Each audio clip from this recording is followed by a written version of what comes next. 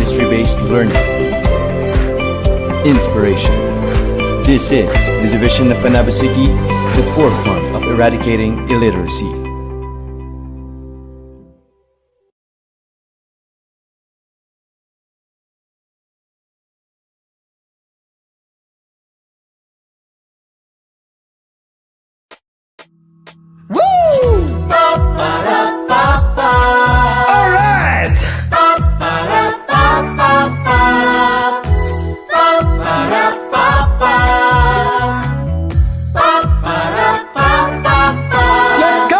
Kabataan, makisabay ka na. Kahit may pandemya, huwag madismaya. Dahil ang solusyo'y nakabang na, sabay tayong matuto at magsaya. Ikaw at ako, sabay switch on na. Tara na't matuto na in 3, 2, 1, let's go! TV, TV, TV, Aralan. TV, TV, TV, kasiyahan. TV, TV, TV, Kaalaman! halina sumama sa bagong paaralan. Para, papa. Para, pa, pa, pa. Sariling galing ay paiitingin. Kaalaman ay huwag patigilin. Karagdagang talino ay matutuklasan na. Buksan ang TV, sarili handa. Kayang ballpen at papel, tayo'y matutunan. Tara tumutok na 3, 2, 1, let's go! TV, TV, TV, Aralan. TV, TV, TV, kasiyahan. TV, TV, TV, Kaalaman! halina sumama sa bagong paaralan. TV, TV, TV, Aralan. TV, TV, TV, kaalaman. TV, TV, TV, Aralan. Halina't matuto sa makabagong paraan. Ang isip Panabo, Handang isip handa bukas. Halina't sumama sa bagong paaralan.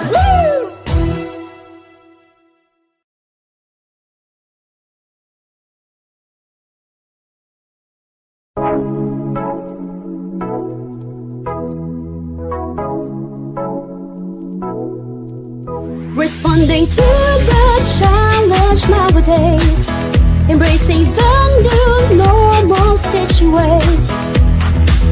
The Visayas Central Elementary School is ready to air lessons for your modules. Oh, laging handa, tutulungan ka, kaya huwag kang mag-alala. Kahit ito'y kakaiba sa nakasanayan na, tumutok na at makinig nang masanay ka pa. Sa pagsagot ng module mo, di ka nag-iisa. Responding to the challenge nowadays, embracing the new normal teaching ways. The Visayas Central Elementary School is ready to air lessons for your modules. Oh, na na na na na na na na hey, na na na na na na na na hey, na na na na na na na na hey.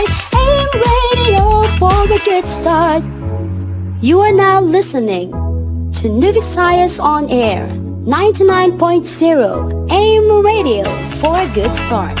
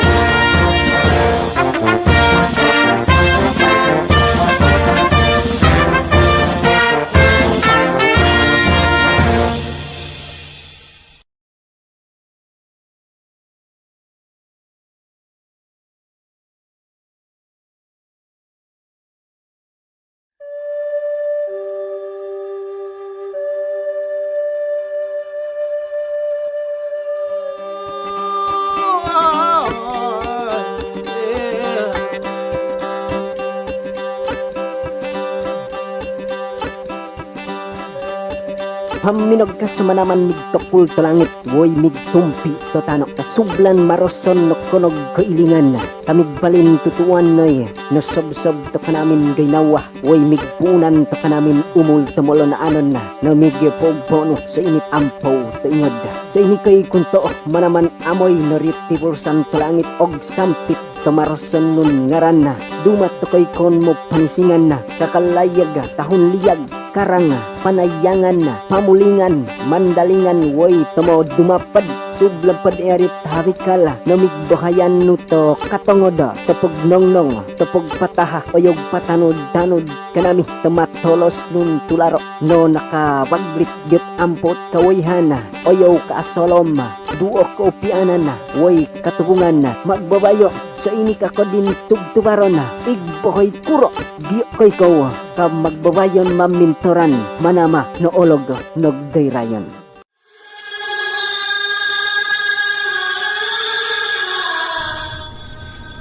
أعوذ بالله من الشيطان الرجيم بسم الله الرحمن الرحيم الحمد لله رب العالمين الرحمن الرحيم مالك يوم الدين إياك نعبد وإياك نستعين اهدنا الصراط المستقيم صراط الذين أنعمت عليهم غير المغضوب عليهم ولا الضالين آمين اللهم اجمع شمل الأمات والنصارى والمسلمين في الفلبين وسلط مجتمعنا هذا بالسلم والأمن والتقدم في وطننا هذا آمين يا رب العالمين اللهم ارفع عنا البلاء والوباء والزلازل وسيء الأسقام وما ظهر منها وما بطن خاصة كوفيد-19 المنتشرة في العالم يا رب العالمين ربنا آتنا في الدنيا حسنة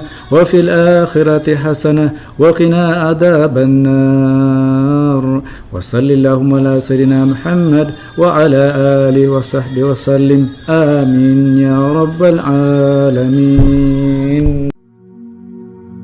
Almighty Father, Creator of heaven and earth, we adore and worship your holy name, our healer, baptizer, Savior, and coming King.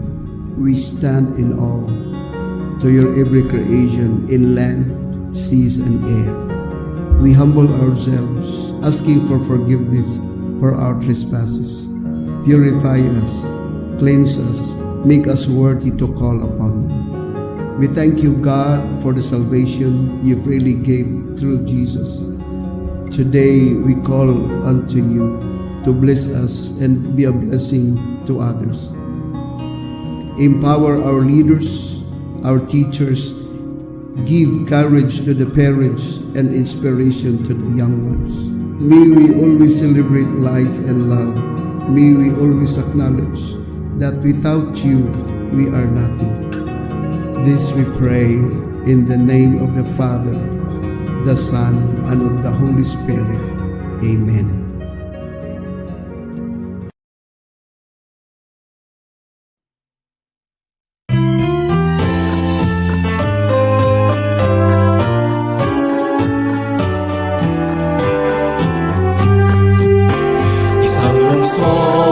Isang layunin, edukasyong may kalidad ay makakamit, kalinangan ay paitingin, pagiging positibo ay pananawigin, isang diwa, isa sa gawa, para sa ikabubuti ng kapwa, naniniwala na pagmamahal sa bayan ay solusyon sa kinabukasan.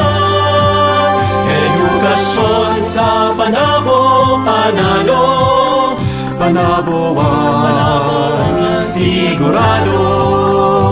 Sangay ng lungsod ng Panabo, aming liyag, minamahal ng may kapal. Bayan ay nabis na mamahalin, pantay-pantay na pagtingin, ibabahagi ang katotohanan. Bawat bata ay may karapatan. Sama-sama sa pag-abot ng tagumpay. Di susuko sa mga pagsubok sa buhay. Babaunin ang karunungang natutunan. Maging mabuting halimbawa sa karamihan. Edukasyon sa Panabo, Panalo, Panaboan, sigurado. Sangay ng lungsod ng Panabo, aming liyak, minamahal ng may kapal. Ang tawing hangarin ay itatatak sa aming puso't damdamin. Maglilingkod ng buong katapatan. Aming liyak, minamahal. Nag-iisa at natatangi ka sa walang hanggan ng lungsod ng Panabo. Panabo.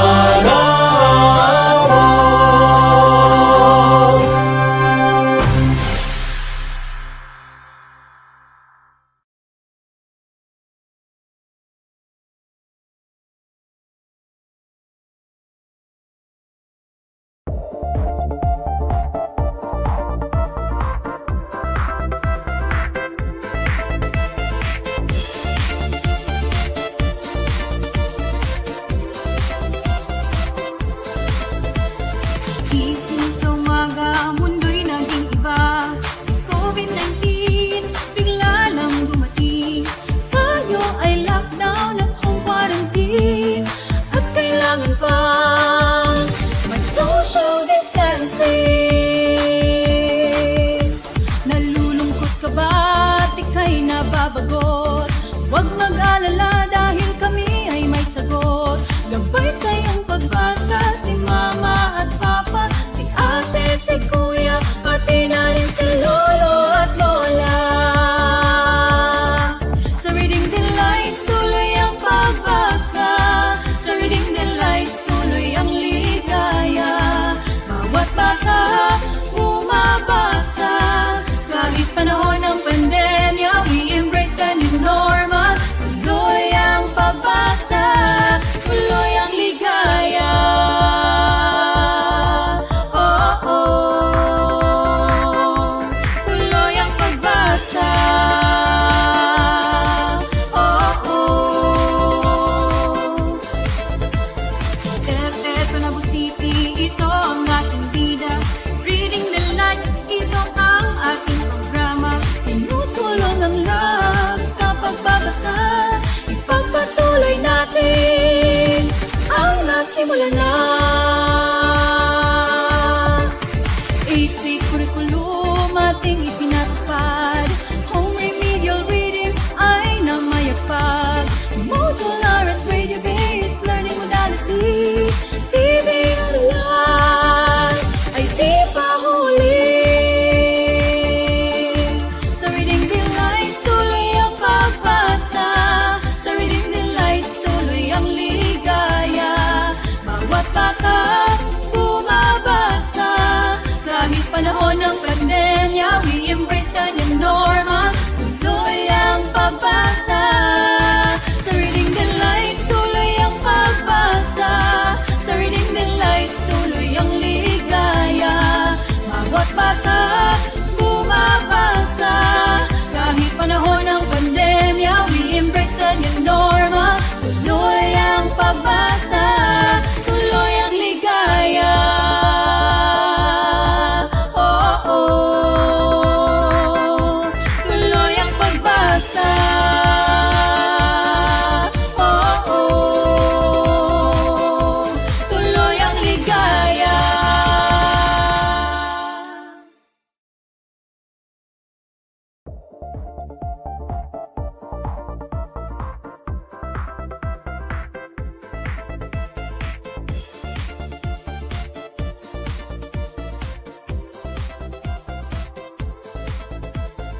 Gising innovation, integration, industry-based learning, inspiration. This is the division of Panabo City, the forefront of eradicating illiteracy.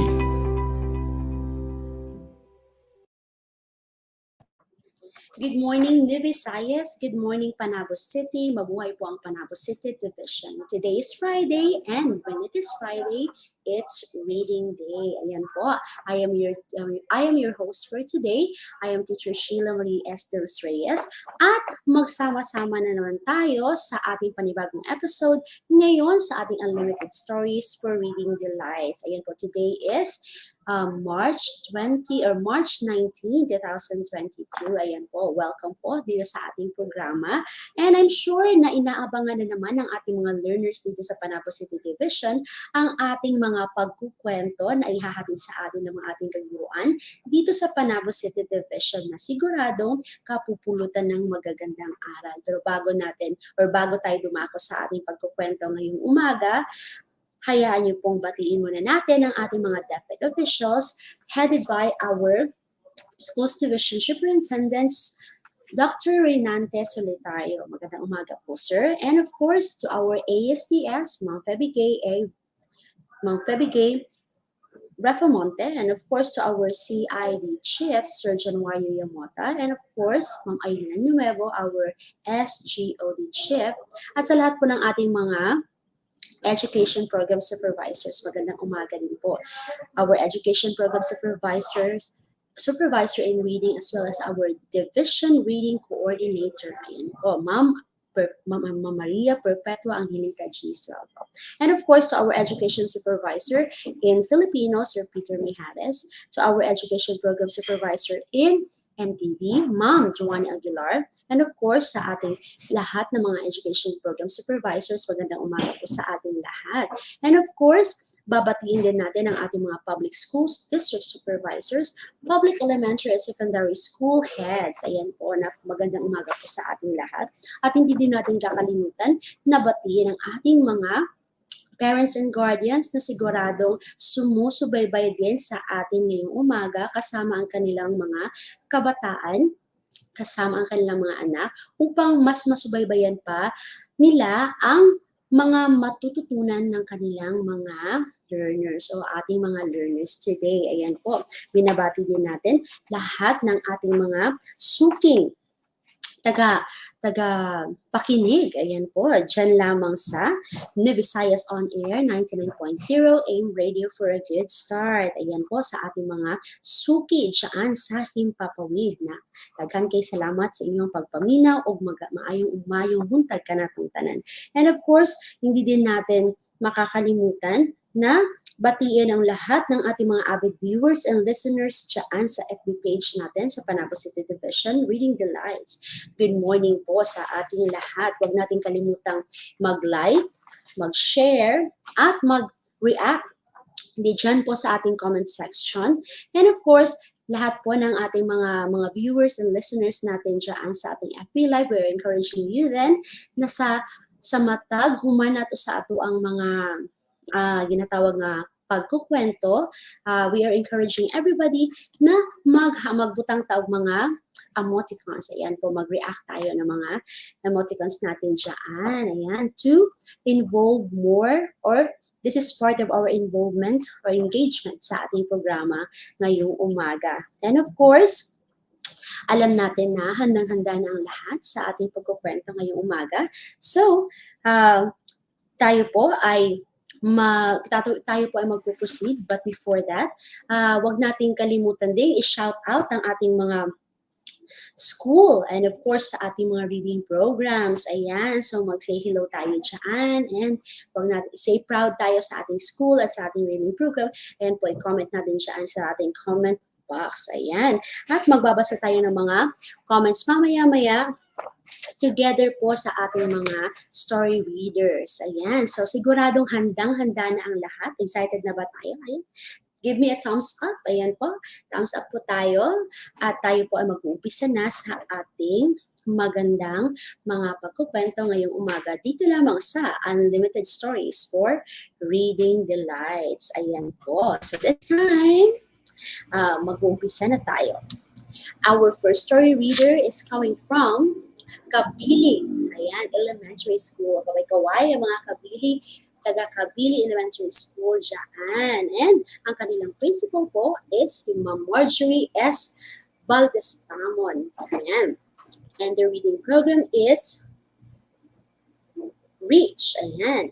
REACH means read every day and activate comprehension in higher order thinking skills. Ayan po.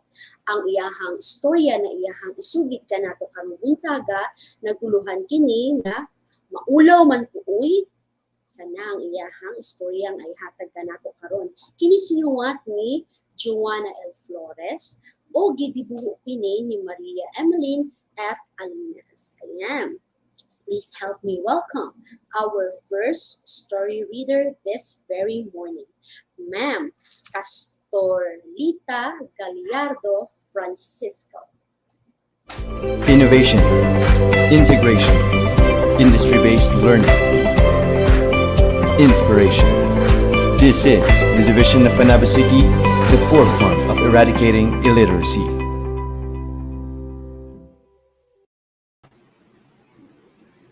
Maayong buntag sa atong pinanggang tigpaminaw ug sa mga nananaw. Kumusta man mo diha? Manghinaot ko nga naamo sa maayong kahimtang karon samtang naminaw.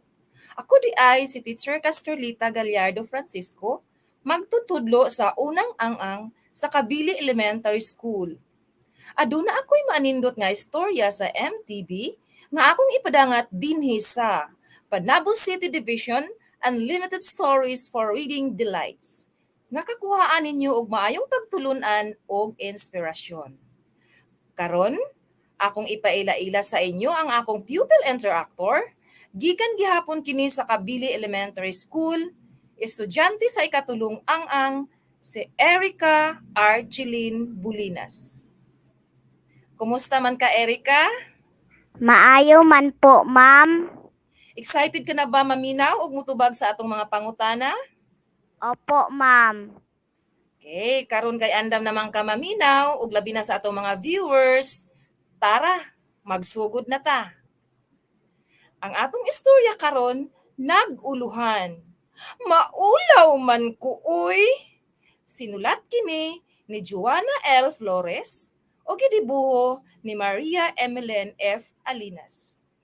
Sa dili pa nato ipadayon ato sang hawanan ang mga pulong nga anaa sa istorya nga angay natong hinumduman.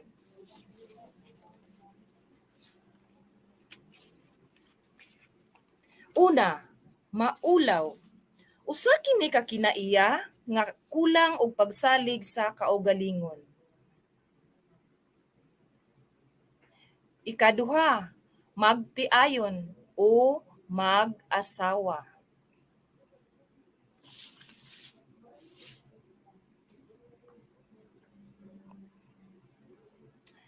Pasiunang pangutana, unsa kaha ang mahitabo kang imang? Magpabilin ba siyang maulawon? Ikaw, permanente ba ka maulaw? Dili man kayo, ma'am. Okay, di daw kaay maulaw si Erica. Kaya atong sugdan ang atong istorya, maulaw man ko uy.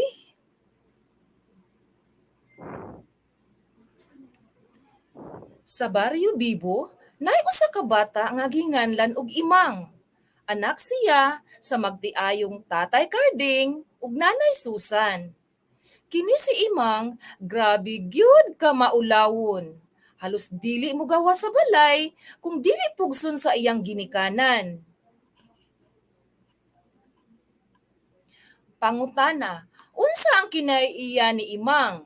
A. Malipayon, B.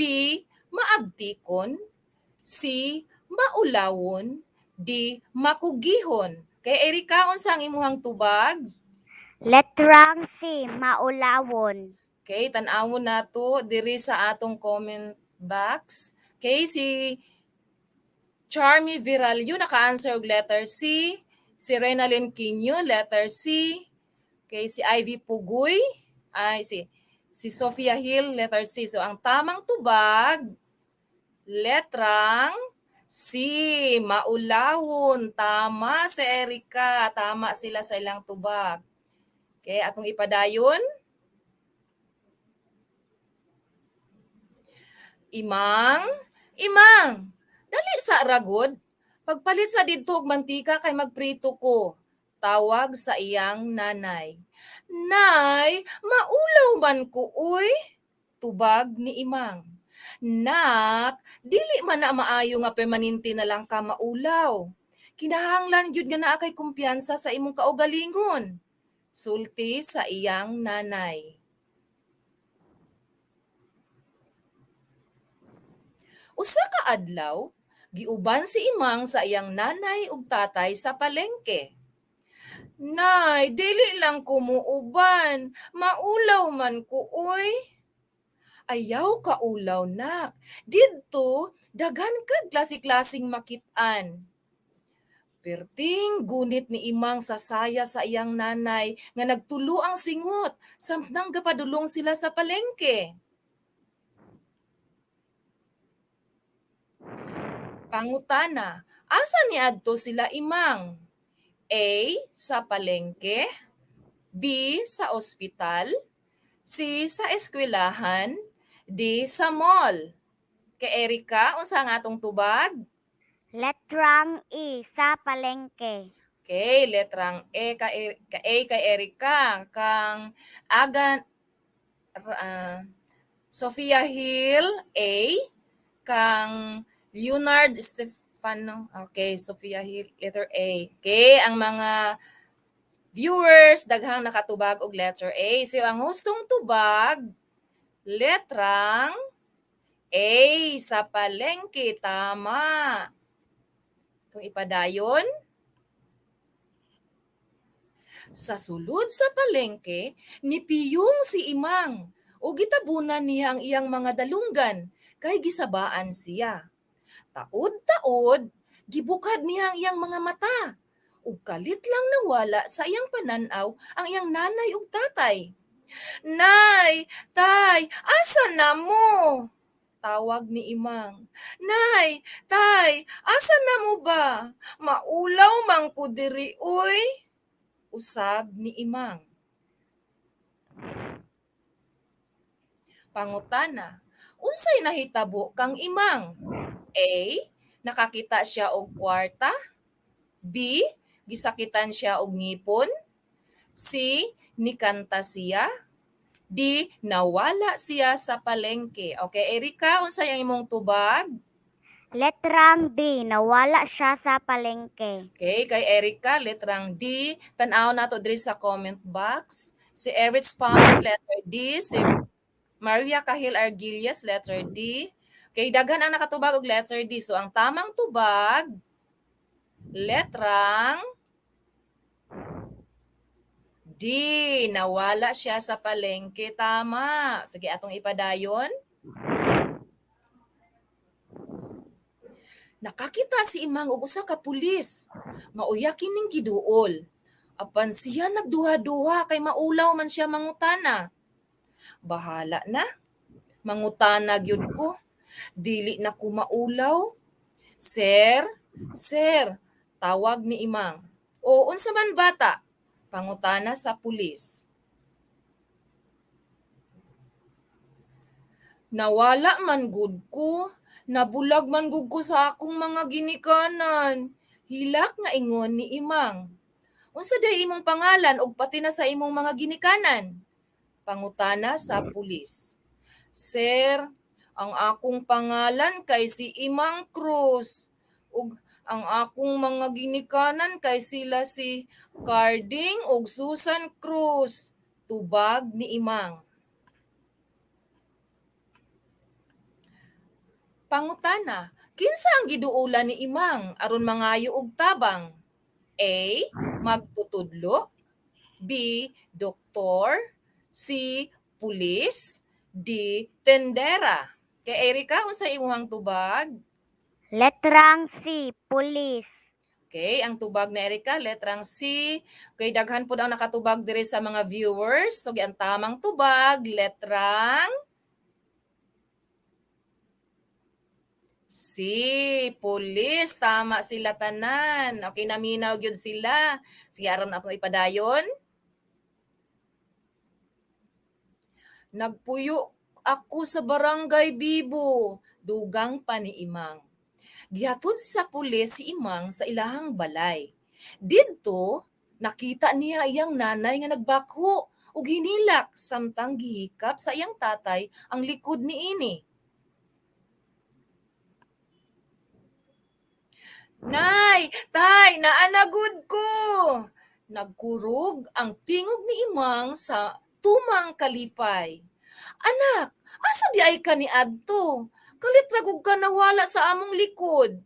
Giunsa nimo pag-uli? Pangutana sa iyang nanay.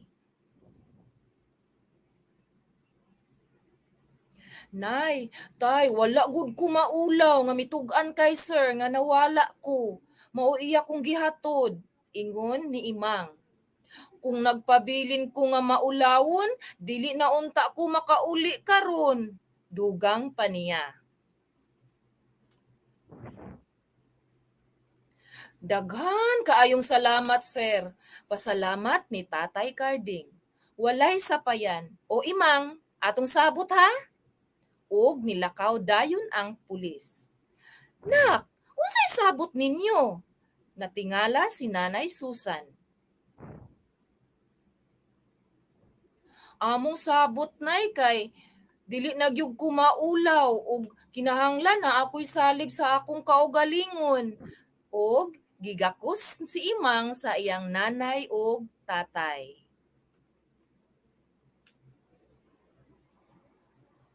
Okay, sigurado ko nga daw na mo'y nakatunan. So mao kini ang nakatunan sa istorya. Kay Erika, tabangi ko og basa ning moral lesson sa atong istorya karon. Una, Dili kita maulaw labi na kung wala kita nagbuhat og dili maayo sa atong isig katawo. okay, tama no, dili gyud ta makag-ulaw kung wala ta nagbuhat og dautan. Ikaduha, Mosalig sa kaugalingon aron kita molambo. tama.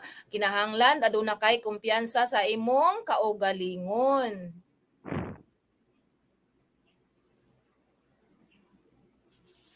Okay, mga pangutana. Andam na ba mo tubag? Sa Erika? Kay una, Ma'am. kinsa ang bata sa istorya? A. Mimi, B. Imang, C. Marites, D. Nena. Erika? Letrang B, Imang. Okay, ang tubag ni Erika, letrang B, Imang. Diri sa atong viewers, na ay nakatubag si Jasmine Carmona, letter D, si Dinali Toribio. Okay, daghan po ang nakatubag og letter B. Kaya ang hustong tubag, letrang B, si Imang. Ikaduha, asa nagpuyo si Imang? A. Barangay Panay, B. Barangay Makugihon, C. Barangay Bibo, D. Barangay Tabang. Kay Erika? Letrang C, Barangay Bibo. Okay. Dire sa atong mga viewers, daghan pud ang nakatubag og letrang C, pero tigyo nilang paminaw sa atong istorya. Okay, ang hustong tubag, letrang C sa Barangay Bibo. Kay ikatulo. Unsang klasing bata si Imang? A. Grabe ka maulawon. B. Kusog mo kaon. C. Kanunay malipayon. D. Permi maguol. Okay, unsay ilang tubag? Okay, tan-awon daw nato diri sa atong mga viewers. Okay, kay Erika, unsang tubag ni Erika? Letrang E, grabe ka maulawon. Okay, letter A kay Erika, dire sa ato ang mga viewers. Letter A gihapon, daghang nakatubag og tama. Okay, palakpakan ang atong mga viewers kay naminaw gyud. Kay ang tamang tubag, letrang A. Grabe ka maulawon si Imang. Ikaupat, unsay gibuhat ni imang aron makauli? A. Nangutana sa pulis. B. Nagsigi og hilak. C. Nitago sa suok. D. Nisyagit og kusog. Okay, Erica, unsay imong tubag? Letrang A. Nangutana sa pulis. Okay, kay Erica, letter A. Diri sa atong mga viewers, letter A gihapon. Okay. So ang tamang tubag, letrang A, nangutana sa pulis. Ikalima, unsa ang sabot nila imang ug ang pulis? A, nga magtuon siya permi. B, nga magkaon siya og gulay. C, nga maligo adlaw-adlaw. D, nga dili na maulaw og busalig sa kaugalingon. Erica? Letrang B. Nga dili na maulaw ug mosalig sa kaugalingon. Okay. Letrang D kay Erica. Diri po sa viewers, letrang D gihapon. So, ang hustong tubag, letrang D. Nga dili na maulaw ug mosalig sa kaugalingon. Tama.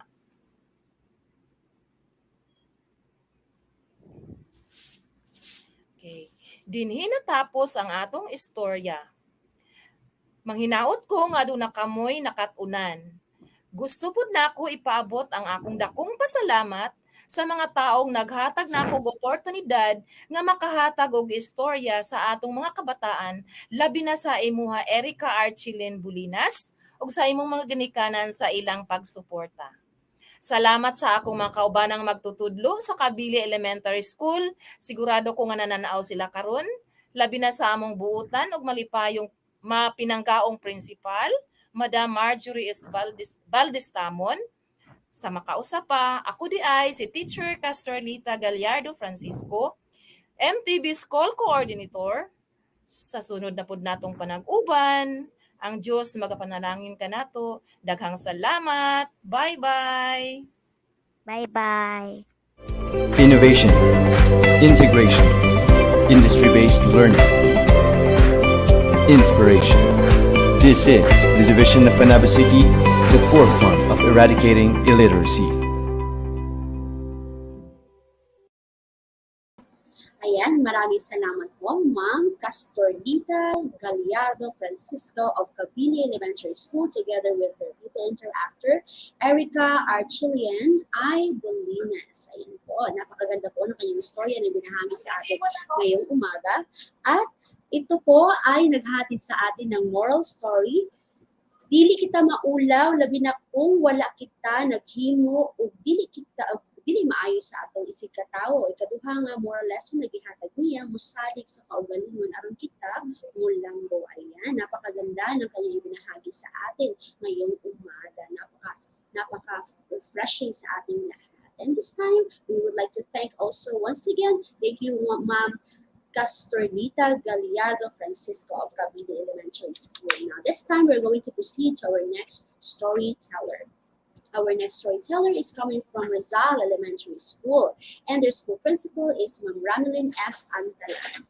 The reading program is Rizal, Reading Ingenuity, Zealous to Achieve Learning. Ang pamagat po ng kanyang kwento na ibabahagi sa atin ngayong umaga ay Pipito. Ayan po, ito ay sinulat ni Ofelia E. Concepcion at ginuhit ni Marvin Romero at Ray Emmanuel Casicas. Please help me welcome our story reader this very morning, Ma'am Anna Marie M. Anilon. Innovation, integration, industry-based learning, inspiration. This is the division of Panabo City, the forefront of eradicating illiteracy.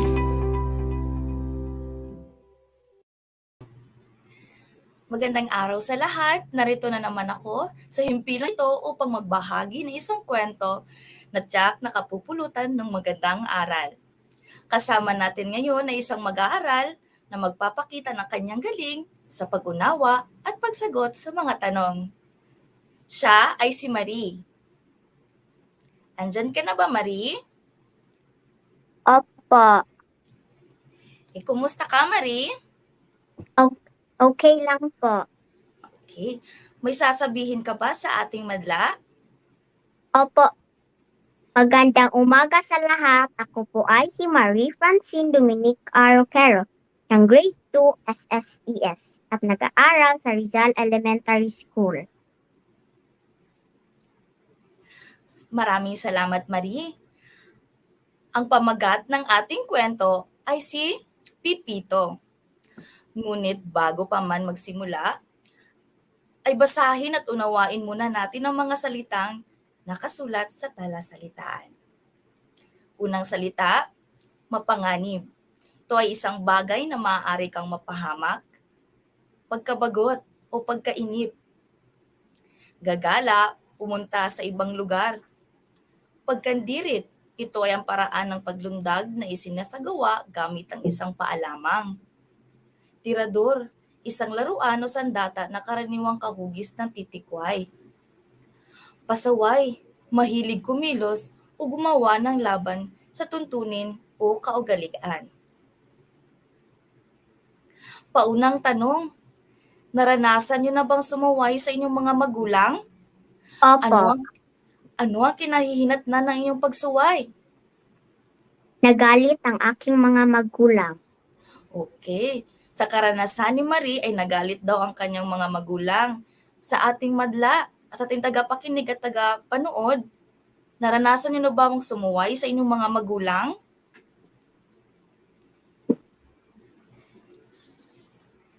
Okay, maaari kayong sumagot sa comment box. Okay, tayo ay magpatuloy. Sisimulan na natin ang ating kwento. Si Pipito ay isang batang ibon. Hindi pa siya gaanong nakalilipad. Dito siya nakatira kasama ang kanyang ina at dalawang kapatid. Gustong-gusto ng makalipad ni Pipito. Naiinggit siya sa mga ibong nakalilipad na ng mataas at nakararating sa iba't ibang lugar. Laging sinasabihan si Pipito ng nanay niya, "Hintayin mo ang tamang panahon na malakas na ang iyong mga pakpak. Huwag kang magmadali. May tamang panahon ng lahat." Hindi naniniwala si Pipito sa nanay niya. Ang alam kasi niya ay sobra silang pinoprotektahan nito. "Mapanganib, mabuti na ang nag-iingat," sabi nito sa kanila. Sa araw-araw ay lumalala ang pagkabagot ni Pipito. "Malaki na tayo, kaya na nating lumipad," aniya. "Hindi pa rin tayo dapat sumusuway kay nanay," sabi ng dalawa. Upang hindi nabagot ang mga anak ay tinuturuan silang umawit ng nanay nila. Masayang-masayang umawit ang dalawang kapatid ni Pipito. Isang araw ay nagpaalam ang ina ni Pipito. "Baka gabi na ako makabalik. Mag-iingat kayo," bilin ng inang ibon. "Mag-iingat din po kayo, nanay," sabi ng mga munting ibon. Nakasilip ng pagkakataon si Pipito.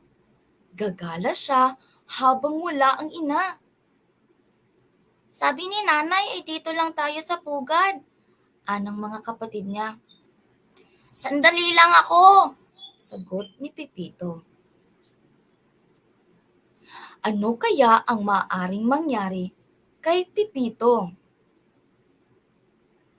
Sa ating tagapanood, ano kaya ang maaaring mangyari kay Pipito sa pagsuway niya sa kanyang ina? Ano naman ang iyong sagot, Marie? Ano kaya ang maaaring mangyari kay Pipito? Maaari bang siya ay mapahamak?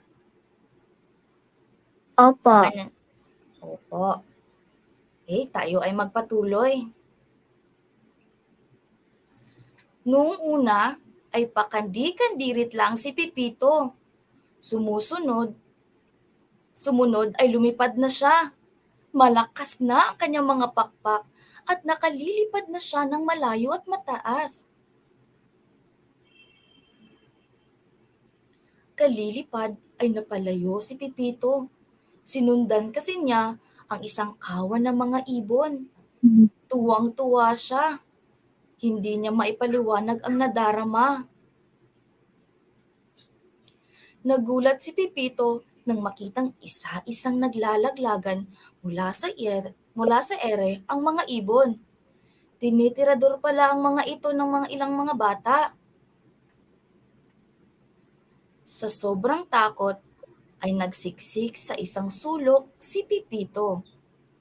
Nang makakita ng pagkakataon ay mabilis siyang kumandirit palayo. Nakarating si Pipito sa bakuran ng isang bahay. Nakita niya ang isang hawla na nakabitin sa puno. "Tulungan mo ako!" pakiusap ng munting ibon.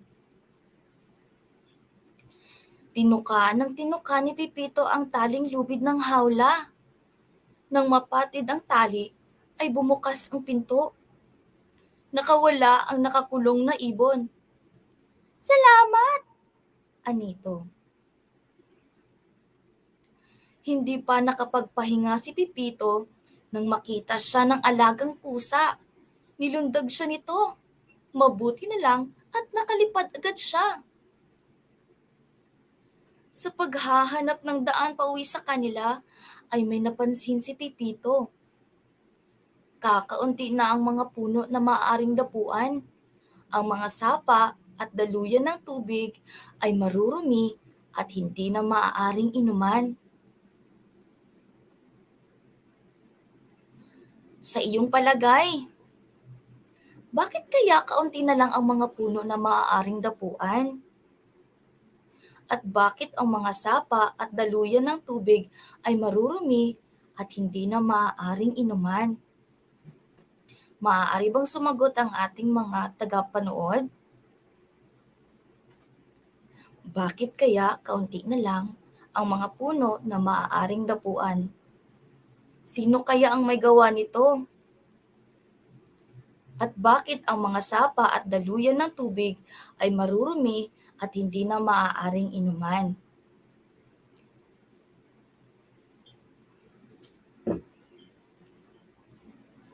Okay, Marie? Sa iyong palagay? Bakit kaya kaunti na lang ang mga puno na maaaring dapuan? Dahil pinutol ng mga tao.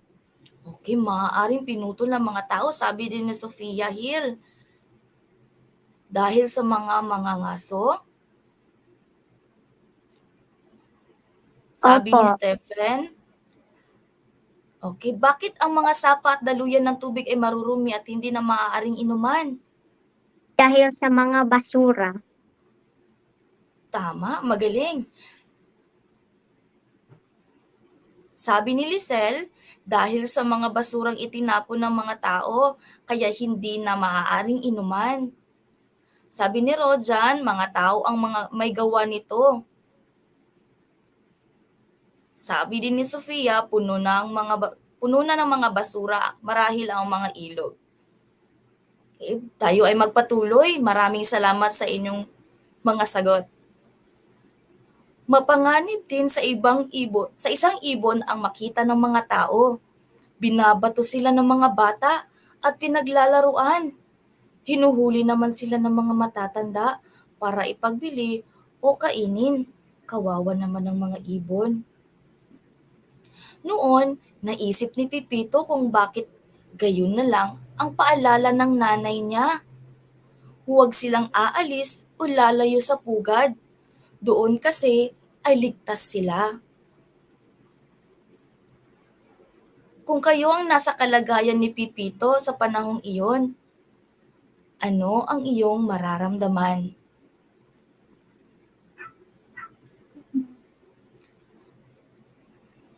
Maaaring sumagot ang ating mga tagapanood. Kung kayo ang nasa kalagayan ni Pipito Sa panahong iyon, ano ang iyong mararamdaman? Ikaw, Marie, dahil si Pipito ay naliligaw. Ano kaya kung ikaw si Pipito, kung ikaw kaya ang nasa palagay ni Pipito, ano kaya ang iyong mararamdaman na hindi ka na makauwi sa inyo? Malulungkot, matatakot. Okay, magaling. So malulungkot dahil sinuway ko ang aking ina, sabi ni Sofia. Sabi naman ni Prince Palmer, siya ay malulungkot. Sabi ni Stephen, matatakot siya. Sabi ni Azalea, malulungkot po, teacher. Okay. Sabi ni Chloe, malungkot at matatakot. So karamihan na inyong mga sagot ay malulungkot at matatakot. Siyempre naman, malulungkot at matatakot kasi nga wala ka sa iyong bahay at ikaw lamang mag-isa. Tayo ay magpatuloy. Punong-puno ng pagsisisi si Pipito. Ito pala ang dahilan kung bakit hinihigpitan sila ng ina. Para pala iyon sa kanilang kabutihan. Lumakad ang mga araw. Nawawala na ng pag-asa si Pipito. Nangihina na rin siya dahil sa pagod at kawalan ng pagkain. Isang umaga ay may naririnig siya. Tweet, tweet, tweet. Napasigaw sa tuwa si Pipito nang nakita ng ina.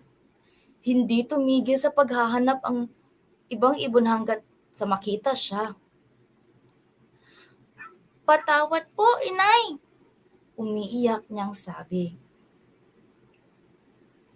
Nakabalik si Pipito sa sariling pugad.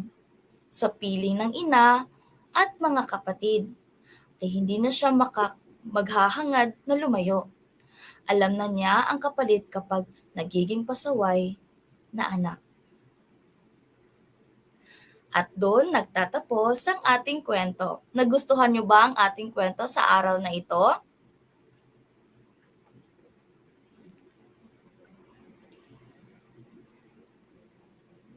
Marie, nagustuhan mo ba ang ating kwento sa araw na ito? Opo. Okay. So ngayon, dumako na tayo sa mga katanungan. Unang tanong, anong uri ng hayop si Pipito? A. Ibon. B. Pusa. C. Kambing. Ano ang inyong mga sagot? Sabi ni Christine, A. Letter A. Michelle, letter A. Sofia, letter A. C. Curvy, letter A. Okay. So, lahat ng inyong sagot ay letter A. Ano nga ba ang nasa letter A, Marie? Ibon. Ito ba ay ang tamang sagot? Opo. Okay. Ang uri ng hayop, anong uri ng hayop si Pipito? Isa siyang ibon. Ibon. Pangalawang tanong. Ano ang ginawa ni Pipito pag alis ng kanyang ina? A. Natulog. B. Umawit. C. Gumala. Ano ang inyong sagot? Ano ang ginawa ni Pipito pag alis ng kanyang ina? Ano ang sagot, Marie? Letrang C. Gumala. Gumala. Okay, tama si Stephen, tama si Ray, Georgette, Lisel, Sofia, Ephraim, Christina. C ang kanilang sagot, gumala. Magaling! Pangatlong tanong. Bakit naglalaglagan mula sa ere ang ibang mga ibon? A. Sila ay nahilo. B. Tinitirador sila ng ilang mga bata. O C. Sila ay napagod. Ano kaya ang maaaring sagot dito? Bakit nga ba naglalaglagan mula sa ere ang ibang mga ibon? Sabi ni Prince Palmer, letter B. Si Curvy, letter C, sila ay napagod. Ray, Georgette Abarquez, letter B. Okay. So, ano nga ba ang tamang sagot, Marie? Letrang B, tinitirador sila ng ilang mga bata. Magaling. So, tama. Letter B, tinitirador sila ng ilang mga bata. Pang-apat na tanong. Ano ang ginawa ni Pipito nang makita ang isang ibon na nakakulong sa hawla? A. Hindi niya pinansin. B. Tinutokso niya ito. O C. Tinutulungan niya itong makawala sa hawla. Ano nga ba ang ginawa ni Pipito nang makita ang isang ibon na nakakulong sa hawla?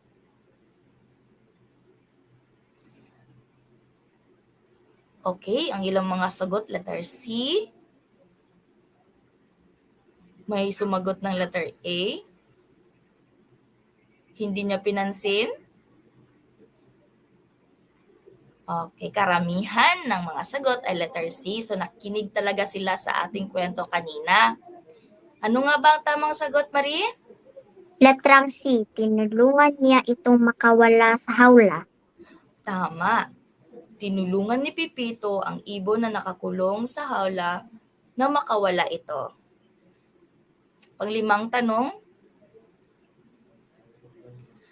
bakit mapanganib sa isang ibon ang makita ng mga tao? A.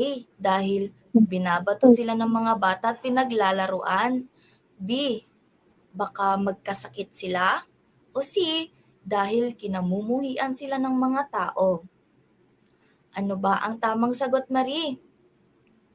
Letrang A, dahil binabato sila ng mga bata at pinaglalaruan po. Okay, ano nga ba ang sagot ng ating tagapanood? Letrang A. Okay, karamihan ay letrang A. Tama. Pang-anim na tanong. Ano ang nararamdaman ni Pipito nang hindi na siya makauwi sa kanila? A. Nababagot. B. Nagsisisi. C. Nababaliw. Ano ang tamang sagot? Ano ang nararamdaman ni Pipito nang hindi na siya makauwi sa kanila? A. Nababagot. B. Nagsisisi. C. Nababaliw. Ano ang iyong sagot, Marie? Letrang B, nagsisi po. Okay, nagsisisi. Tama si Kirby, si Sofia, si Nelson, Maria, Kahel Angeles. Okay, si Ann, si Christine, tama. Okay, ang tamang sagot ay letrang B. Panghuling tanong, ano ang aral na makukuha natin sa kwento ni Pipito? Sige nga, pwede ko bang malaman kung ano ang aral na makukuha natin sa kwento ni Pipito? Opo. Galing sa ating madla.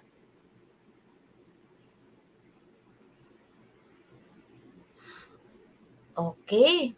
Sabi ni Princess Yasha, maging masunurin po palagi sa ating mga magulang sapagkat walang magulang na magpahamak ng kanilang mga anak.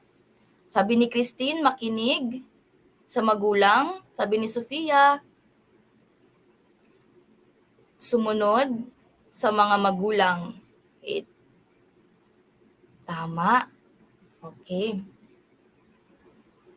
Ang sa iyo, Marie, ano naman ang aral na makukuha mo sa kwento ni Pipito?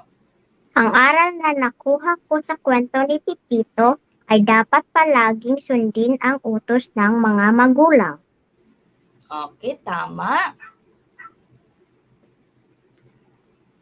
Kung ikaw ay marunong makinig sa payo ng iyong mga magulang, siguradong malalayo ka sa anumang kapahamakan. At doon nagtatapos ang ating kwento at ang ating pagtatanong patungkol sa ating kwento. Maraming salamat, naway maging gabay ang ating kwento upang kayo ay maging masunurin, mapagmahal at mabait na mga bata. Maraming salamat sa ating pupil interactor na si Marie Francine Dominic Roquero at sa kanyang mga magulang na walang sawang pagsuporta. Sa lahat ng tagapakinig at tagapanood, maraming salamat at magandang buhay. Innovation, integration, industry-based learning, inspiration. This is the division of Panabo City, the forefront of eradicating illiteracy.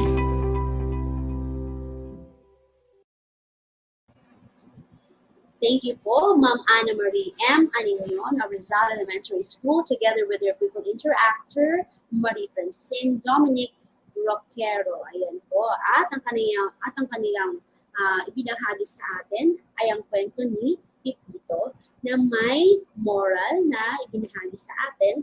Sumunod tayo sa mga payo ng ating mga magulang at sa kanilang mga paalala upang hindi tayo makahama. Ayan. So, as we always obey our parents, we will always be in safety, or we are always in the place of safety. Ayan po. Napakaganda ng kanyang ipayang sa atin. And thank you once again, Ma'am Anna Marie M. Aningleon of Rizal Elementary School. Ayan po sa ating mga tagapanood. Don't forget to send your emoticons dyan sa ating mga, o mag-react tayo dyan sa ating comment section. Ayan po, as part of our engagement for today. Ayan, napakaganda ng mga ibinahagi sa atin ng ating mga kaguruan. Pangalawa pa lang, o dalawang kwento pa lang ang ating nasaksihan ngayong umaga. Ngayon, dadako tayo sa pangatlong kwento na ibabahagi sa atin. This time, our storyteller is coming from Rizal Elementary School, and the reading program is Rizal, Reading Ingenuity Skills to Achieve Learning. At ang kanilang punong guro ay si Ma'am Ramelin F. Pantalan. The title of the story that she is going to tell us today is The Crow and the Pitcher. And boy, this written by, adapted from AS. This time, please help me welcome our story reader, Ma'am Mitzi A. Lopez. Innovation, integration, industry-based learning, inspiration.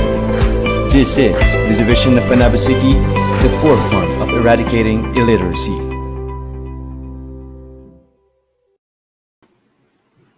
Hello everyone! Good morning! It's me again. So I'm here to tell you a short story.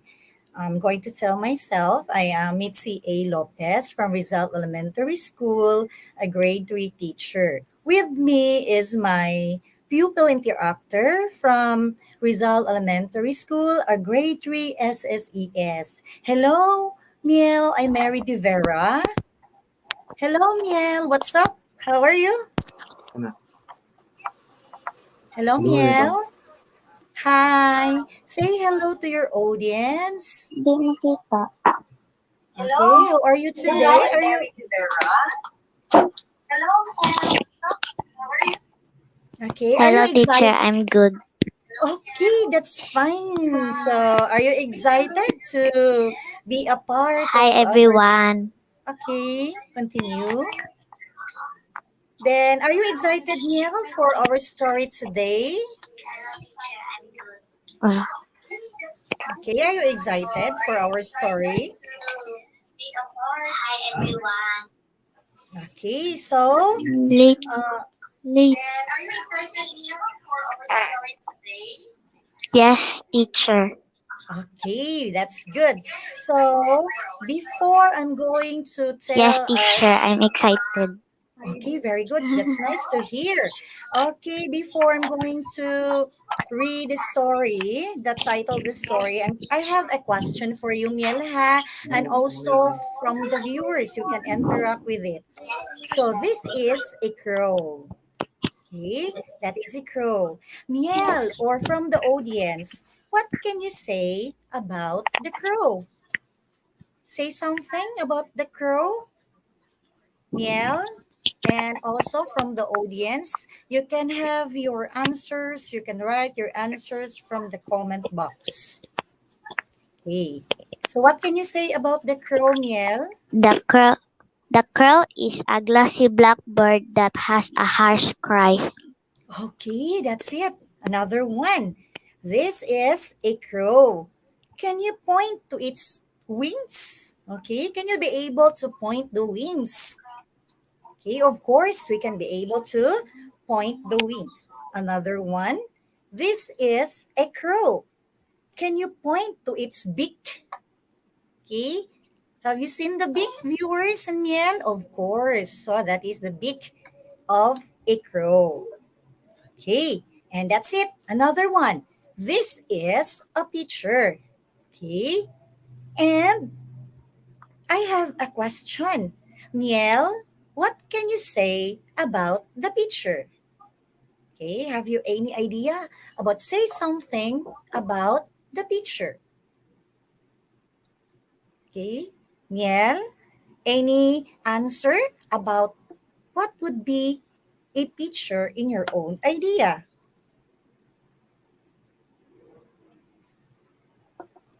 Of course, so let's continue. Another one. Ah, This is a picture. Okay. Can you put I have a question for you. No, from the audience, from the viewers, you can say something so that I can be able to read your answers. Can you put your hand inside the picture? What would be that, Miel? Can you put your hand inside the picture? Or I have an idea for you. So we cannot put we cannot put our hand inside the picture because its neck is very narrow. Okay, another no, one. because the picture's neck is narrow. Okay, that's right, Miel. Very good. So, what do you do when you feel thirsty, Miel? If you are have a feeling When of I feel thirsty, I will okay, drink a lot of water. okay, very good. So, always that we should drink water when we feel thirsty. Now, let us read the story about the crow and the pitcher. To find out how was the thirsty crow look for water to drink. Okay, again, Neil, are you excited? The title of the story is The Crow and the Pitcher, adapted from Aesop.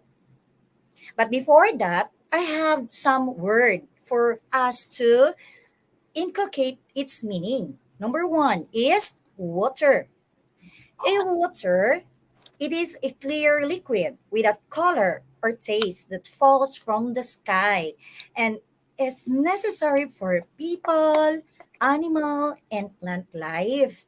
And I have also made a sentence for you viewers for you to understand better the meaning of the word water. Miel, can you read the sentence? Okay. Amanda poured the water into her glass. Okay, number two, we have the word is pitcher.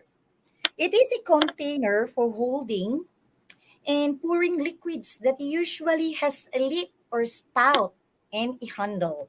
So the sentence is we have, of course, the pitcher has a narrow neck.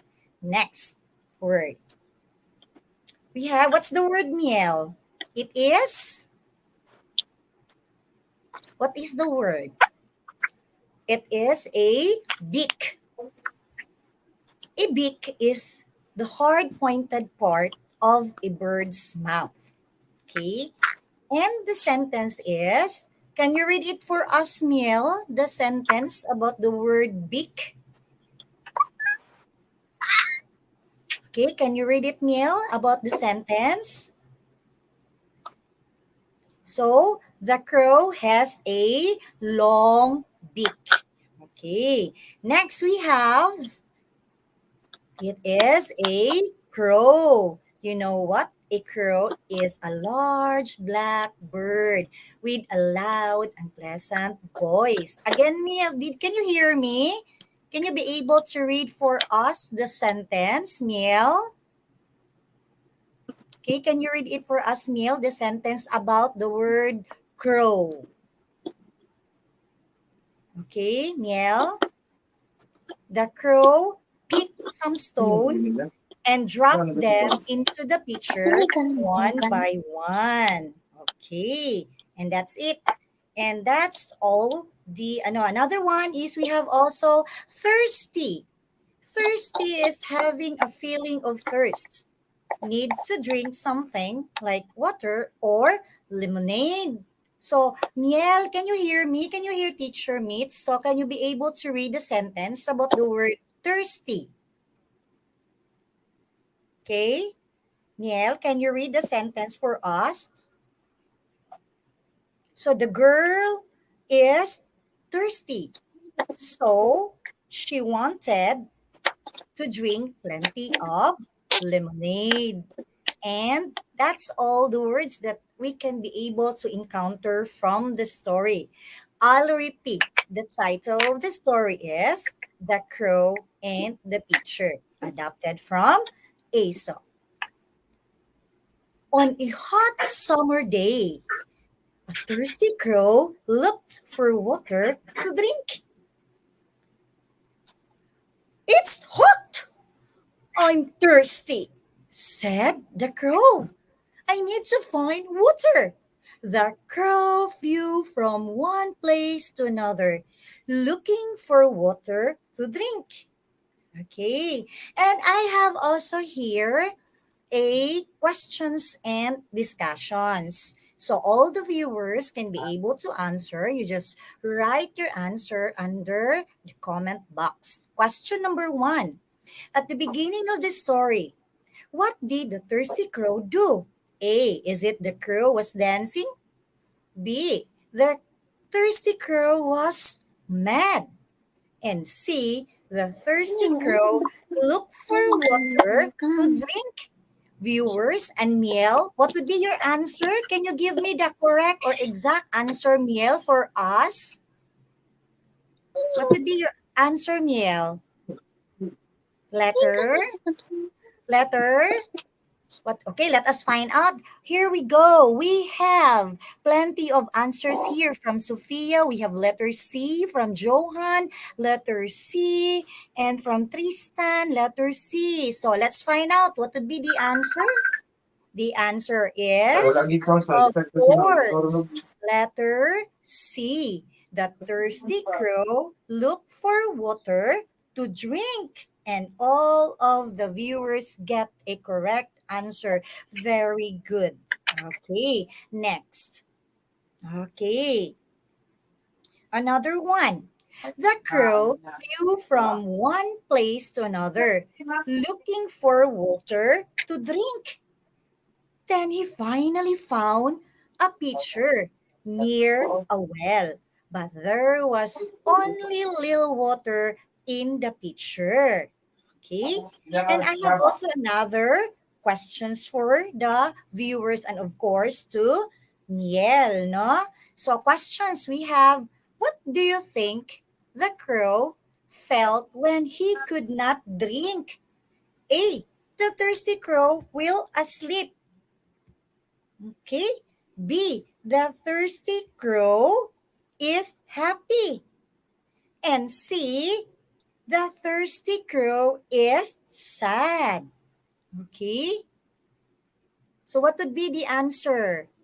Okay, from the audience, we have letter C again. So we have Bob, letter C. We have Raf, letter C. Sophia again, we have letter C. Okay, what would be the correct answer? Can you hear me, Miel? You cannot hear me? Okay, so sorry for that viewers ha. Hindi daw ako masyadong narinig ni Miel. Okay, so the answer is the thirsty crow is sad. Okay, so the crow is sad, of course. So all your answers are correct. Thank you for participating. Okay, next slide. We have, he tried to drink from the pitcher, but no matter how much he tried, he could not reach the water. Okay, so what is that? So he tried to drink from the pitcher, But no matter how much he tried, he could not reach the water. Okay, I have a question again. So, question number 3. Where did the crow find the water? Ready na ha? Mag-ready na ang viewers. So, where did the crow find the water? A. Is it the crow find a pitcher near a well? Or letter B. The crow found a pitcher near a river? Or letter C. The crow found a pitcher near a stream. Can you hear it, Miel? Can you give the answer? What would be the answer in under question number 3? Okay, from the viewers also, what would be your answer? Okay, of course, we have here, we have Tristan, letter A. We have Sid, letter A. And all of the viewers has an answer of letter A. So, Miel, can you say what would be the correct answer for us? Is it letter, what is the answer? Okay, the correct answer is letter A. Okay, of course, letter A. The crow found a pitcher near a well. Okay, let's continue. Okay, so the crow think, okay, um, my beak is too big. The pitcher's neck is very narrow. How will I get the water? He thought. Okay, so let's continue. I have a question again. So my question is, does the crow drink the water right away? Does he drink right away the water? A. No, because there was only little water in the pitcher and the pitcher's neck is narrow. Yes, letter B, because there was plenty of water in the pitcher. And C, no, because the crow is busy. What would be the answer? So may I have it ready, the from the answer from the viewers? We have Raphael, letter A. We have Bob, letter A. Dinah, letter A. So with Lizelle, letter A. May I know what would be the correct answer? The correct answer is letter A. No, because there was only water in the pitcher and the pitcher's neck is narrow. Okay, let's continue. After that, then an idea came to the crow. He picked some small stones. He dropped them into the pitcher one by one. Okay, so he has an idea about it. 1, 2, 3, plop, plip, plop. Little by little, the water rose into the pitcher. Okay, and we have also, let's continue. 4, 5, 6. Plop, plip, plop. The water rose some more. Soon, the crow could reach the water. Now I can drink, said the crow. Oh, it's cold and good. Okay, and that's the end of our short story, which is entitled The Crow and the Pitcher, adapted from Aesop. But before that, I have comprehension questions for the viewers. Question number 1. We have, what is the title of the story? Is it A, The Crow? Letter B, The Pitcher? And letter C, The Crow and the Pitcher. What is your answer from the viewers? We have Rafael, letter C. We have CJ, letter C. We have Anna, letter C. Jasmine, letter C. Wow, what Probably that's the correct answer. Let us find out what would be the correct answer. The title of the story. The title of the story is The Crow and the Pitcher. Next question. Question number 2. How did the crow get the water in order for him to drink? A. The crow is sad because he could not find a water. And letter B, the crow flew from one place to another. And C, the crow put some stones in the pitcher. Audience, may I see your answers? What would be the exact answer? How did the crow get the water in order for him to drink? Wow, there are so answers from the comment box, and their answer is letter C. So let's find out what would be the answer. The answer is letter C. The crow put some stones in the pitcher. Okay, question number 3. Number 3 is what happened when the crow dropped stones into the pitcher? Is it A, the water in the pitcher rose, and B, there is no water in the pitcher, and C, the pitcher's neck is very narrow? So what would be the answer? So the answer is, what is the correct answer? We have here uh, a letter A from Sid. Okay, Sid Marco. We have from Marites. We have also from Sophia, letter A. And so thank you for that. And the correct answer is, the correct answer of that question is the letter A. The water in the picture rose. And then we have also question number 4. Okay, question number 4 is, how did the crow feel at the end of the story? A. The crow is happy because at last he could reach the water and be able to drink it. Letter B. The crow is sad because he could not reach the water and was not able to drink. And C. The crow finally found a pitcher near a well. What would be at the end of the story? What happened to the crow? So the answer of AWMU, we have letter A, we have from Raphael, letter A, and also we have CJ, letter A, Sophia, again, letter A. Okay, so the correct answer is, the exact answer of question number 4 is letter A. The crow is happy because at last he could reach the water and be able to drink it. Okay, last question. Okay. Okay. We have last question number 5.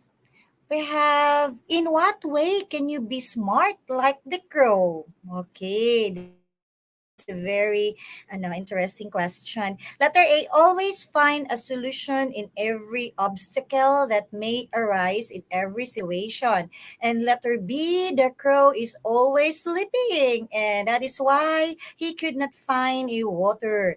And C, the crow is tired, that is why he could not find a water. May I see all the answers from the viewers? We have Marites A, we have Sophia, letter A, we have Seed, letter A, Junelle, another one from Uprime, and Krisha. So all their answers belongs to letter A. So let's find out what would be the answer.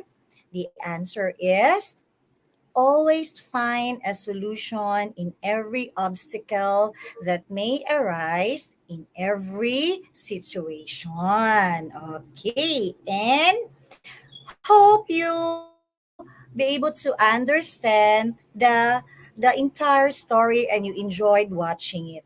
Okay, so let's continue.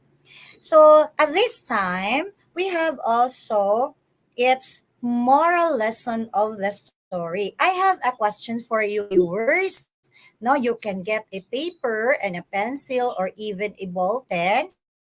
You can write or say something about what would be the moral lesson of the story. No, so and then you present it to your teacher via online, to your mother or to your guardian. So my question is, what is the moral lesson of the story? And the moral lesson of the story is, here we go. I have here some moral lesson. Okay. So the moral lesson of the story is, don't give up at at the first sign of failure. In fact, never give up. You can overcome any obstacle, believe in yourself to reach your goal. And that's the end of our story for this morning, which entitled The Crow and the Pitcher. Once again, thank you for my pupil interactor, Iram Mill. I'm Mary De Vera, and till next time, God bless us all. Bye. Thank you. Innovation, integration, industry-based learning, inspiration. This is the division of Panabo City, the forefront of eradicating illiteracy. Thank you, Ma'am Mitzi A. Lopez of Rizal Elementary School, together with your pupil interactor, Miel Amory de Vera. And well, with the title of the story that she has given to us is The Crow and the Pitcher, with the moral lesson, don't give up, and don't give up at the first sign of failure. In fact, never give up. Any obstacle can overcome. Believe in yourself to reach the goal. Ayan, that is a very wonderful encouragement to all of us. Ayan, so kung sino yung mga na-encourage of the story that we have heard today, ayan, mag-send tayo ng mga hearts natin, mag-send tayo ng mga emoticons natin dyan, mag-react tayo of what we have felt about the story that we have heard from Ma'am Mitzi A. Lopez. Ayan po, we are free to show your reactions in the comment box in our program this very morning. And wow, so thank you once again, Ma'am Mitzi, for what you have shared to us this very morning together with your people interactor. And wow. Now this time, let us continue to proceed to our next storyteller. Our next storyteller is coming from New Visayas Central Elementary School with their reading program, Read for Life. Their school principal is Sir Julius I. Swelpo, Principal 2. The title of the story that she is going to tell us today is The Mice and the Elephants. Ayan po. It is written by Elaine L. Lindy and illustrated by Sarah Frank. Please help me welcome our story reader, Ma'am Kimberly W. Obson. Innovation, Ayan. innovation, integration, industry-based learning, inspiration. This is the division of Panabo City, the forefront of eradicating illiteracy. Good morning, Panabo City Division. Good morning, New Visayas. And to everyone watching us live today, we are still live from the station of New Visayas Central Elementary School. I am teacher Kimberly Obscene, your storyteller for English grades 4 to 6. Today, I will be accompanied by my pupil interactor, Angeline Candol. However, I think there is a problem in their end. So let's go ahead and proceed with our story proper. So today I'm going to tell you a story about the mice and the elephants.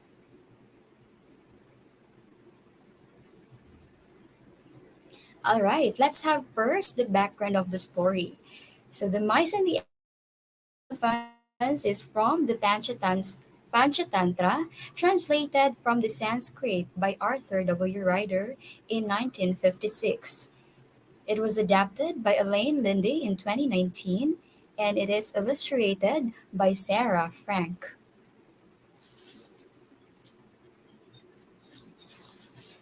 All right. Now, before we start, let us have first our spelling test. So I am encouraging all our viewers to comment your answers in our comment box.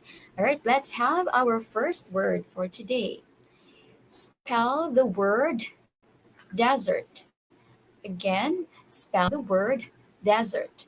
It is an adjective which means desolate and sparsely occupied or unoccupied.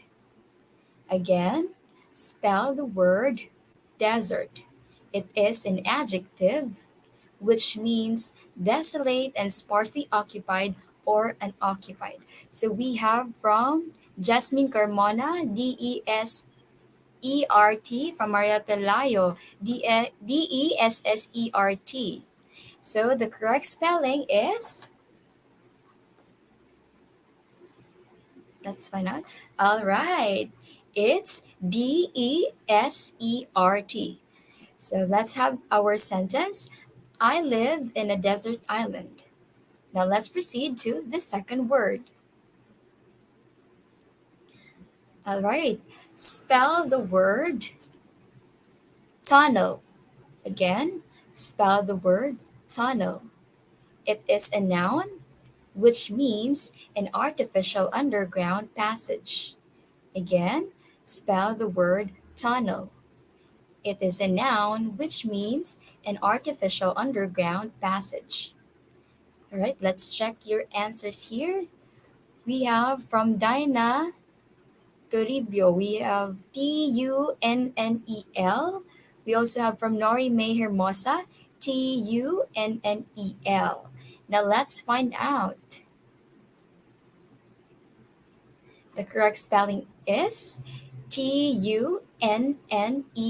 Very good. You did a great job. So we have here our sentence.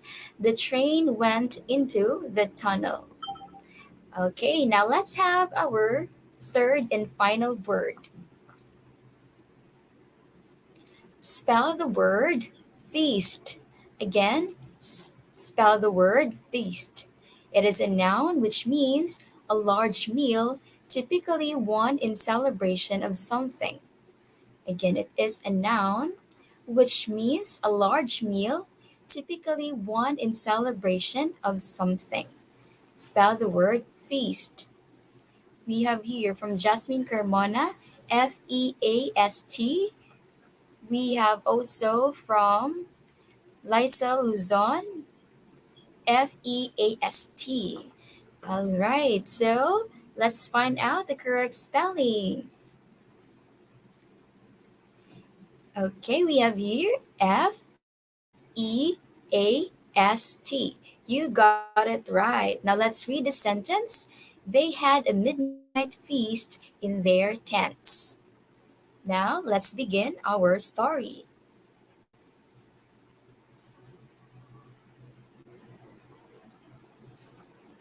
Long ago in India, there was an old deserted village. Empty were the old houses, streets, and shops. The were open, the stairs broken, making it one very fine place for mice to run around.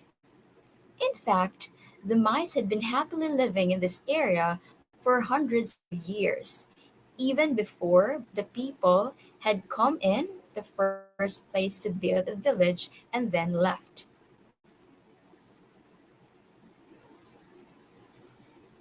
But now was the best time yet for the mice.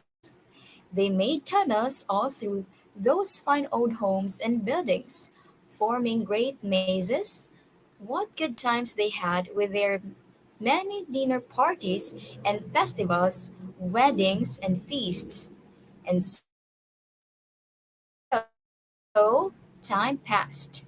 One day, a herd of elephants, numbering in thousands, stomped through the village on their way to a big lake in the west.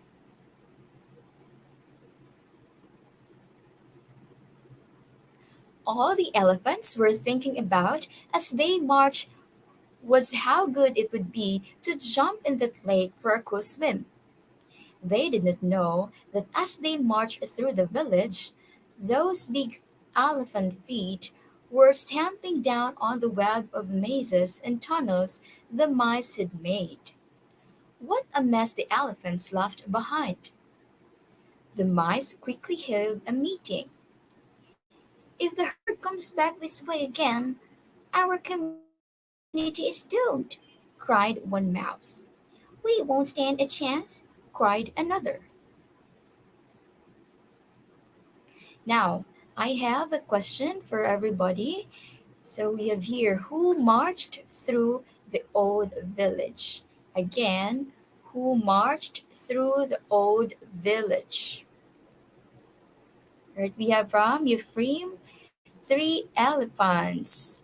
Let's find more answers. Who do you think marched through the old village? Okay, we have also from Dinah Lee, elephant. We have from Juliana Lees,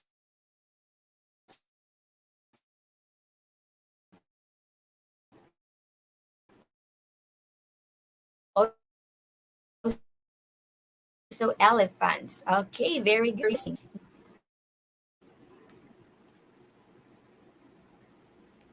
There was only one thing to do. A group of brave mice followed those elephant footprints all the way to the lake. There, they found the king of the elephants. Bowing before the king, one of the mouse spoke for the others and said, "Oh, king, not far from here is our mice community. It's in that old deserted village you passes through. You may remember it." "Of course, I remember it," said the Elephant King. "We are elephants, but we did not know a mice community was there." "How could you?" said the mouse.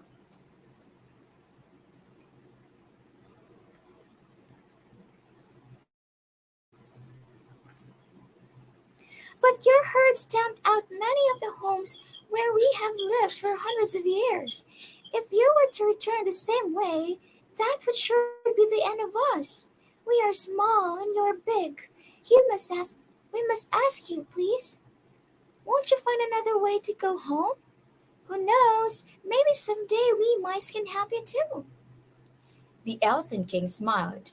Imagine how could tiny mice ever help an elephant? But he felt sorry his herd had crushed the village of the mice without even knowing it. He said, "There is no need for you to worry. I will lead the herd home in another way." It so happened that nearby lived a certain king who ordered his hunters to trap as many elephants as they could. Knowing that the elephants came from far and wide to jump in the big lake to swim, the king's hunters made a water trap there. As soon as the Elephant King and his herd jumped into that lake, they were caught in the trap, one and all.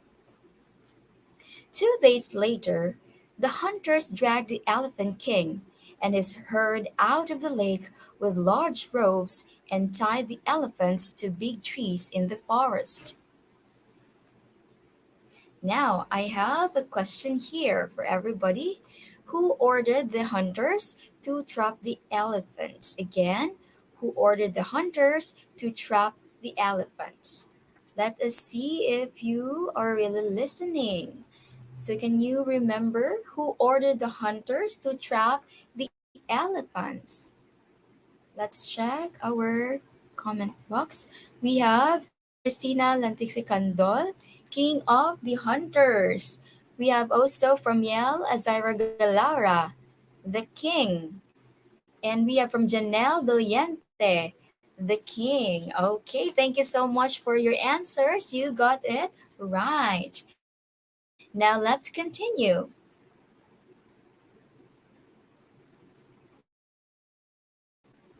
When the hunters had gone, the Elephant King tried to think. What could they do?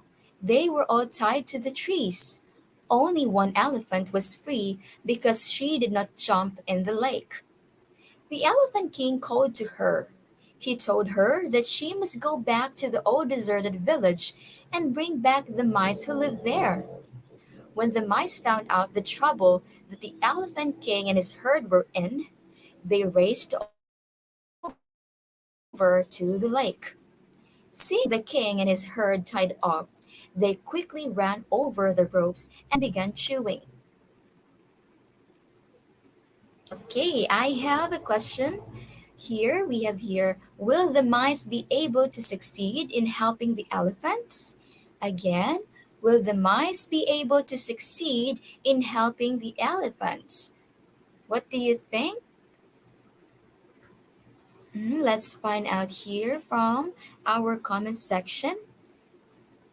Will the mice be able to succeed in helping the elephants? We have from Christina Candol, yes.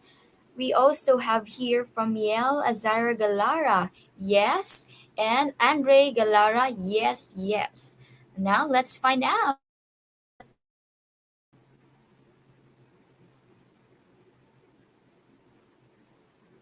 All right. They chewed and chewed as quickly as they could. Soon, the ropes were all chewed all the way through, and all the mice set their large friends free. The elephant herd found a new way home, and the mice community lived on for many years to come. Okay, you got all the correct answers. So the mice were able to help the elephants. Now, I have a question for you. What lesson did you get from the story? Again, this is all for the viewers. What lesson did you get from the story? Let us see if you have learned something from our story today. What do you think is the lesson that we can get from the story? So we have here from Christina Candol, learn to ask help from others. All right, that's good. Just like the elephants, they ask help from the mice. Now let's find out the moral of the story. Okay, we also have here from Andre Galara. Bigger doesn't mean better. Okay, now I will tell you the moral of the story. Even the weak and small may be of great help to those mightier than themselves. Okay, this is the lesson that we can get from the story. Now, for our viewers, I have prepared a quiz. So, this is just a short quiz. Now, let's go and begin. The first question is, where do the mice live? Again, where do the mice live? A. Forest. B. Old house. C. Old deserted village. Again, where do the mice live? A. Forest. B. Old house. C. Old deserted village. We have from Christina Candol, C, letter C. We have from Lisel Luzon, letter C, from Andre Galara, letter C, and from Angela, letter C. And now let's find out if you got it right. The correct answer is letter C. Very good. Now let's have the second question.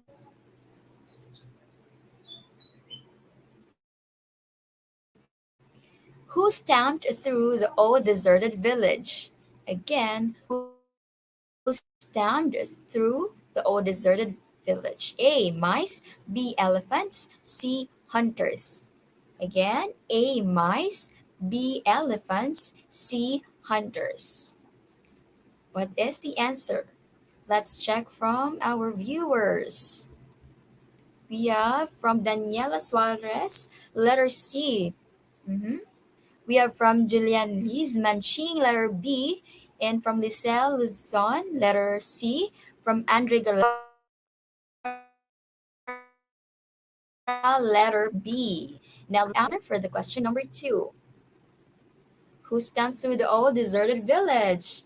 It's the Elephants, letter B. Thank you so much for your answers. Now let's proceed to the third question. Who ordered to trap the elephants? A. King of the hunters. B. King of the elephants. Letter C. King of the mice. Again, who ordered to trap the elephants? A. King of the hunters. Letter B. King of the elephants. And letter C. King of the mice.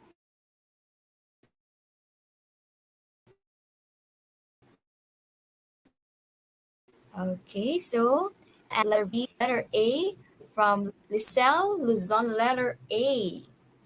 Okay, let's find out if you got it right. The answer for the third question is letter A. It's the king of the hunters who ordered to trap the elephants. Now let's have question number 4.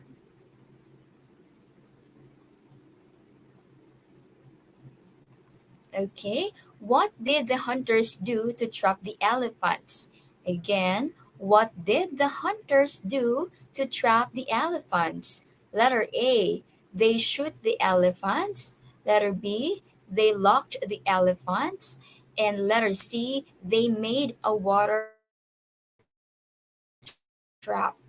Again, letter A, they shoot the elephants. Letter B, they locked the elephants. And letter C, they made a water trap. We have from Juliana Liz Manching, letter C. We have from Liza Luzon, letter A. We have from Creative Minds, letter C. Christina Candol, letter C. And for this question, what did the hunters do to trap the elephants? The answer is letter C. They made a water trap. Now let's have the last question. What did the mice do to help the elephants? What did the mice do to help the elephants? Letter A, bite the hunters. Letter B, chewed the ropes. And letter C, killed the king. Again, let me read to you the choices. Letter A, bite the hunters. Letter B, chewed the ropes. And letter C, killed the king.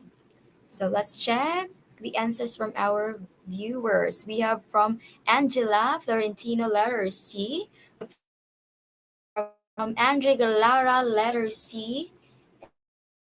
And let's find out what did the mice do to help the elephants. The answer is letter B. They chewed the ropes. The end of our story. Thank you for listening and thank you for your active participation,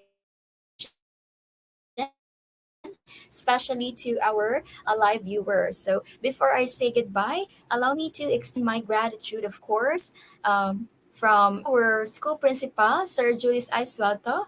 Thank you, sir, for this opportunity. Also from my for my pupil interactor, although she's not with me, so I still thank you for the time and for accepting the challenge. And also to my colleagues here in Nuvisai Central Elementary School, thank you so much for your support. And to all our live viewers and listeners, thank you for actively participating our Friday habit. Once again, this is teacher Kimberly Absin of Nuvisai Central Elementary School. Goodbye and stay safe.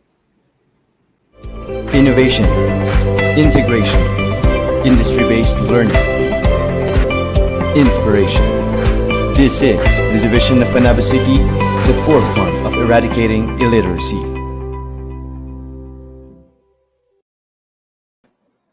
Thank you, Ma'am Kimberly W. Absin of Nevisaya Central Elementary School with the story The Mice and the Elephants. And has a moral of the story that says here, even the weak and small may be of great help of those mightier than themselves. And thank you so much, ma'am, for what you have shared to us this very morning. Again, once again, we are encouraging the viewers, our FB viewers, to send your emoticons as part of your engagement this very morning to all of us. Ayan po, bigyan mo lang kami ng hearts or bigyan mo naman ng hearts si Ma'am Kimberly sa kanyang pagbibigay sa atin ng kanyang storya ngayong umaga. Ayan. Sino ba ang makapagbibigay ng hearts dyan? So just type it in the comment section and we will proceed to the next storyteller. Ayan.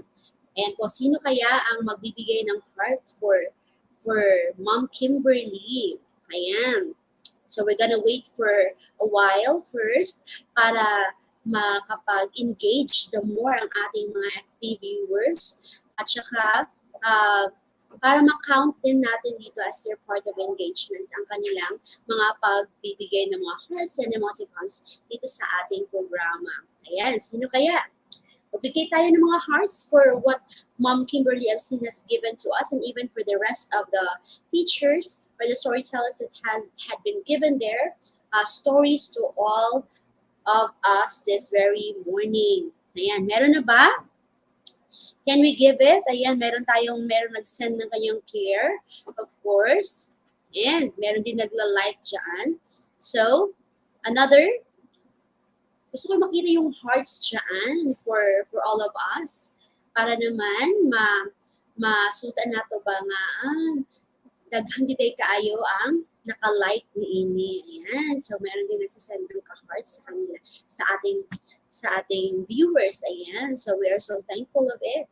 Can we type it in our comment box para naman makita? Ayan, si Maya Nicole. Thank you, Maya, for sending hearts to all of us. Now, this time, we're going to proceed to our next storyteller. Ayan. This time, our next storyteller is coming from Kaganguhan National High School. And their school principal is Ma'am Chonalyn. Their school principal is Ma'am Chonalyn C. Doctora. Ayan po. And the title of the story that she's going to give us today is Gregor Mendel, Father of Genetics. It is arranged by our storyteller. Please help me welcome Jean Terry T. Satinitigan. I will say it again. Our storyteller is Ma'am Jean Terry Satinitigan. Innovation, integration, industry-based learning, inspiration. This is the division of Panabo City, the forefront of eradicating illiteracy. Good day, learners! I am Jean Terry T. Satinitigan from Kaganguhan National High School, your science storyteller for this episode. I hope you're full of enthusiasm for another science story today. Joining with me is Kimberly Licaros from Grade 10 Aguinaldo under the advisory of Ma'am Stephanie B. Montesino. Good morning, Kim! Morning po, ma'am. How are you? I'm good po, ma'am. How are you po? I'm good too, Kim. I'm glad to hear that you're okay this morning. So are you ready for our science story? Yes, ma'am. I'm ready. Okay. So have you ever wondered how you inherited some of your traits from your mother and some from your father? Today, my story is all about one of the scientists who explained to us how traits are passed on from generation to generation. It's about Gregor Mendel, father of genetics. But before we get to that story, let us first define the words that you will encounter later that may be unfamiliar to you. Okay? So the first word, Kim, is Abby. Can you repeat after me? Abby. Ab- Abby. Okay, can you please read the word, Kim? Abby. Can you please read the word, the definition of the word? The The meaning of building the of word? the occupied by a community of monks. Okay, thank you, Kim. The next word is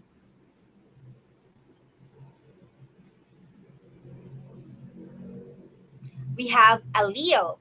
Can you repeat after me? Allele. Allele. Okay. Can you please read the definition of the word? One of two or more alternative forms of a gene arise by mutation and are found in the same base of chromosome. Okay, very good, Kim. Now let's get to the story. Johann Mendel was born in 1822 in the Austrian Empire to Anton Mendel and Rosine Schurlich. He was the only boy in the family and worked on the family farm with his older sister Veronica and his younger sister being as he grew up.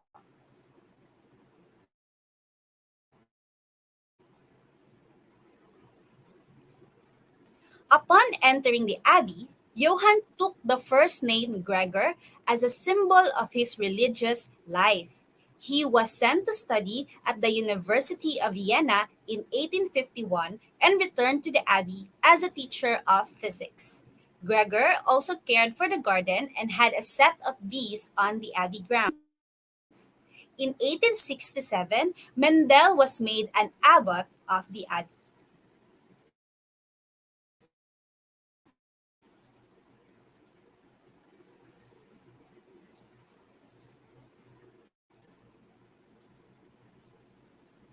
Okay, I have a question here, Kim. As a young boy, what were the things that Gregor Mendel took interest in? Can you please read the choices?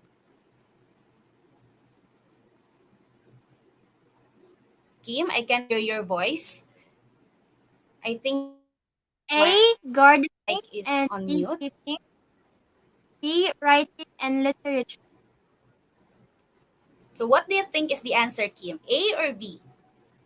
A. Gardening and beekeeping. Very good. As a young boy, Gregor Mendel took interest in gardening and beekeeping. We have next question. What subject did Mendel teach at the Abbey? Kim, can you please read the choices? A. Botany. B. Physics. What do you think is the answer? B. Physics. Okay, very good. So when Gregor Mendel returned to the Abbey, he teach physics. Okay, let's continue with our story. Gregor Mendel is best known for his work with his pea plants in the Abbey gardens. He spent about 7 years planting, breeding, and cultivating pea plants in an experimental part of the garden that was started by the previous abbot.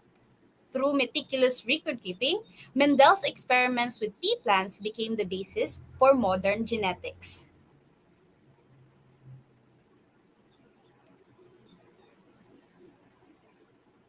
Mendel chose pea plants as his experimental plant for many reasons. First of all, pea plants take very little outside care and grow quickly.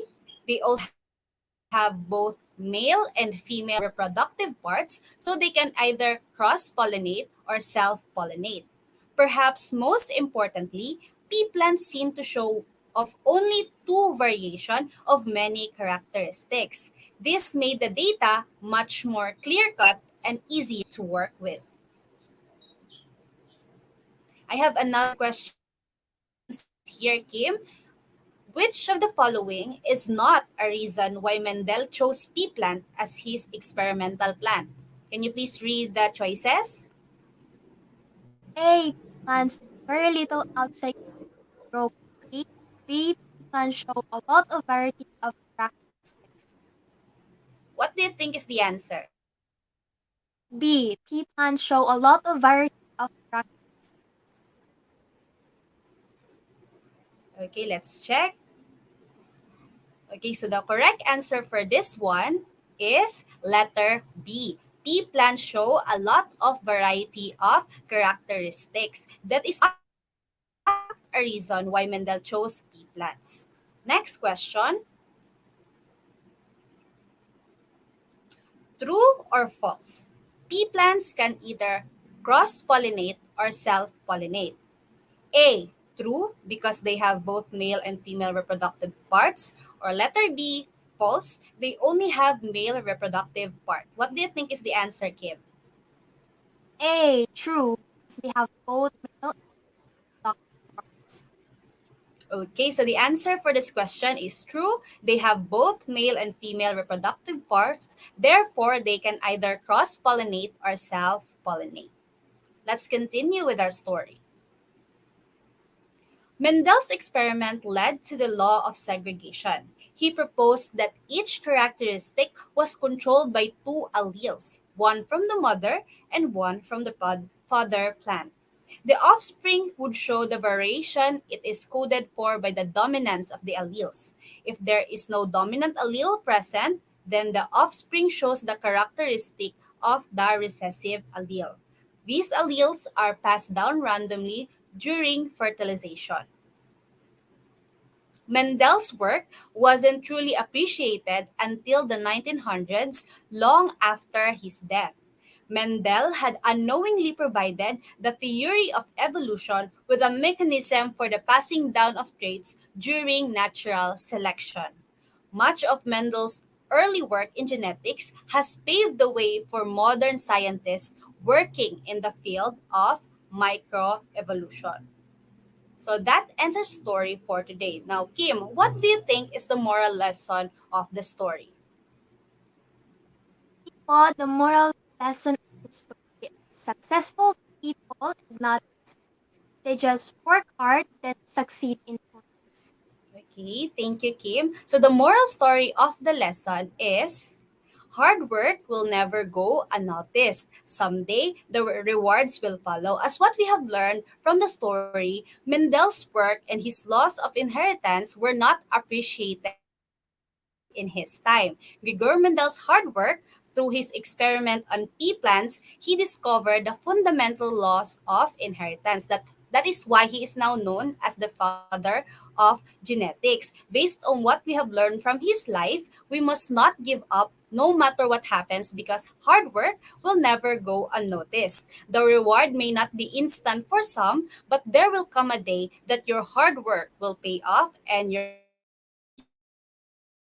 future self will thank you for it. That is the end of our story. Thank you so much, Kimberly, for joining me today. And I would also like to take this opportunity to thank and greet our principal, Ma'am Chonali C. Doctora, to our reading coordinator, Ma'am Helden Shalinay P. Deloy, to our science coordinator, Ma'am Joanna Marie Arnado, and to all the teachers, students of Kagangohan National High School. Thank you also to all our viewer for participating. I am so glad to be with you in this fun learning experience. This has been Teacher Jean Terry T. Again, your science storyteller, leaving you the words, all is well when you study well. Goodbye! Innovation, integration, industry-based learning, inspiration. This is the Division of Panabo City, the forefront of eradicating illiteracy.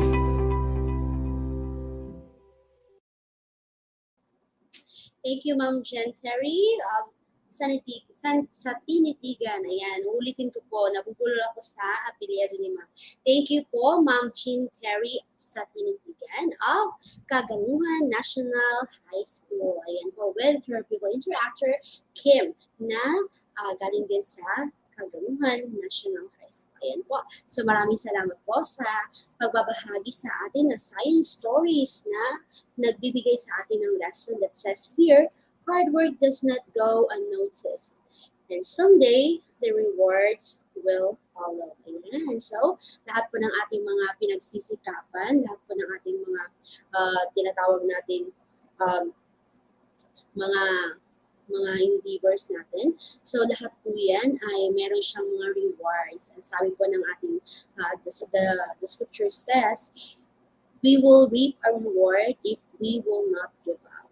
And so continue to do hard works, and someday our rewards will follow. Thank you once again, Mom Jean, for your story that you have given to us. Ayan po. So this time, let me encourage once again to let me encourage once again our FB viewers to give us a reaction.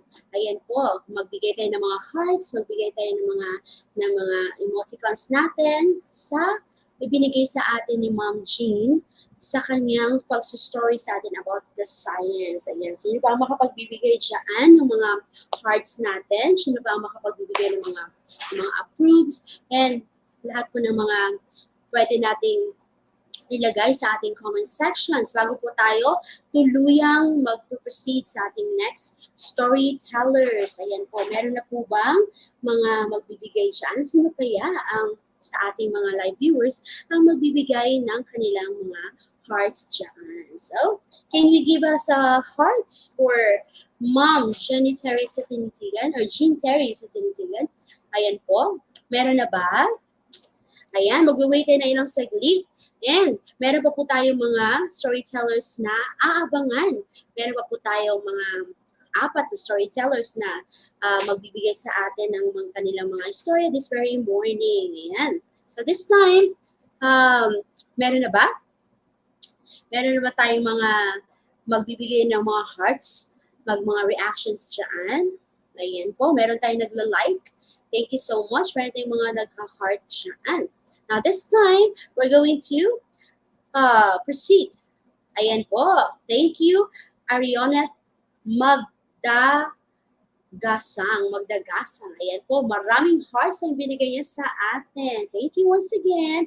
And host Lizel Sunday Luzon. Thank you po man with the hearts. Ayan. So thank you so much. This time we're going to proceed to our next storyteller. Our next storyteller is coming from San Vicente National High School with their school principal, Sir Rustico P. Hernandez Jr. Ang kanila pong reading program is Readers Rise. And the title of the story that she's going to give us today is The Last Leaf by O. Henry. Please help me welcome our story reader, Ma'am LCO Inigo. Innovation, integration, industry-based learning, inspiration. This is the division of Panabo City, the forefront of eradicating illiteracy. Hello, good morning. Thank you, Ma'am Sheila. Okay, so I'm back.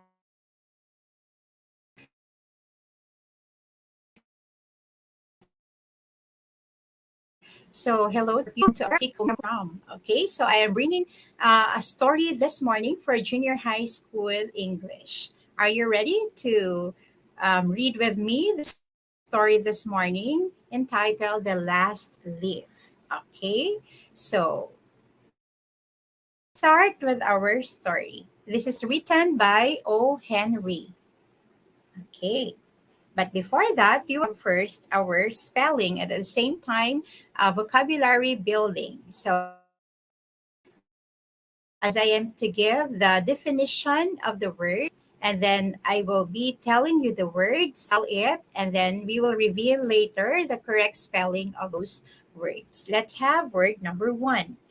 Word number one is a noun. It means an apartment. Okay, so how will you call an apartment in other term or in other word? The word is flat. Okay, flat. Spell flat. Okay, comment now the correct spelling of the word. The first word is a noun, which means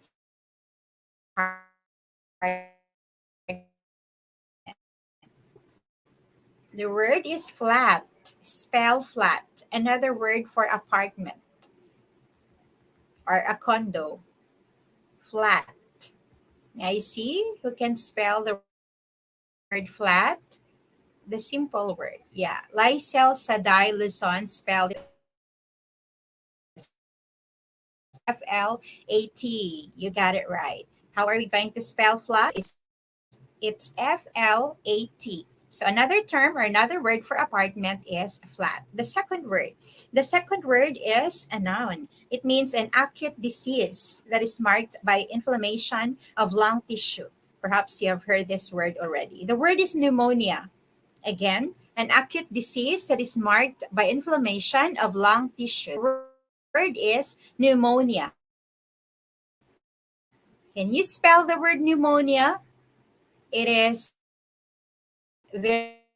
very much disease that is marked by inflammation of lungs or lung tissue. The word is pneumonia. Julianilis Manching got it right. It is spelled as PNUE. PN. Okay. How about, is it PNUE? Yeah. PNUEMONIA. Okay. Uh, the other way around. May I see the correct spelling? Is it PNU or PNE? The correct is PNE, pneumonia. Okay. So, uh-huh. Now let's proceed to our third word. Our third word is a plant that creeps similar to a vine. How will you call to a plant creeping on your wall outside your fence? Okay, the word is creeper.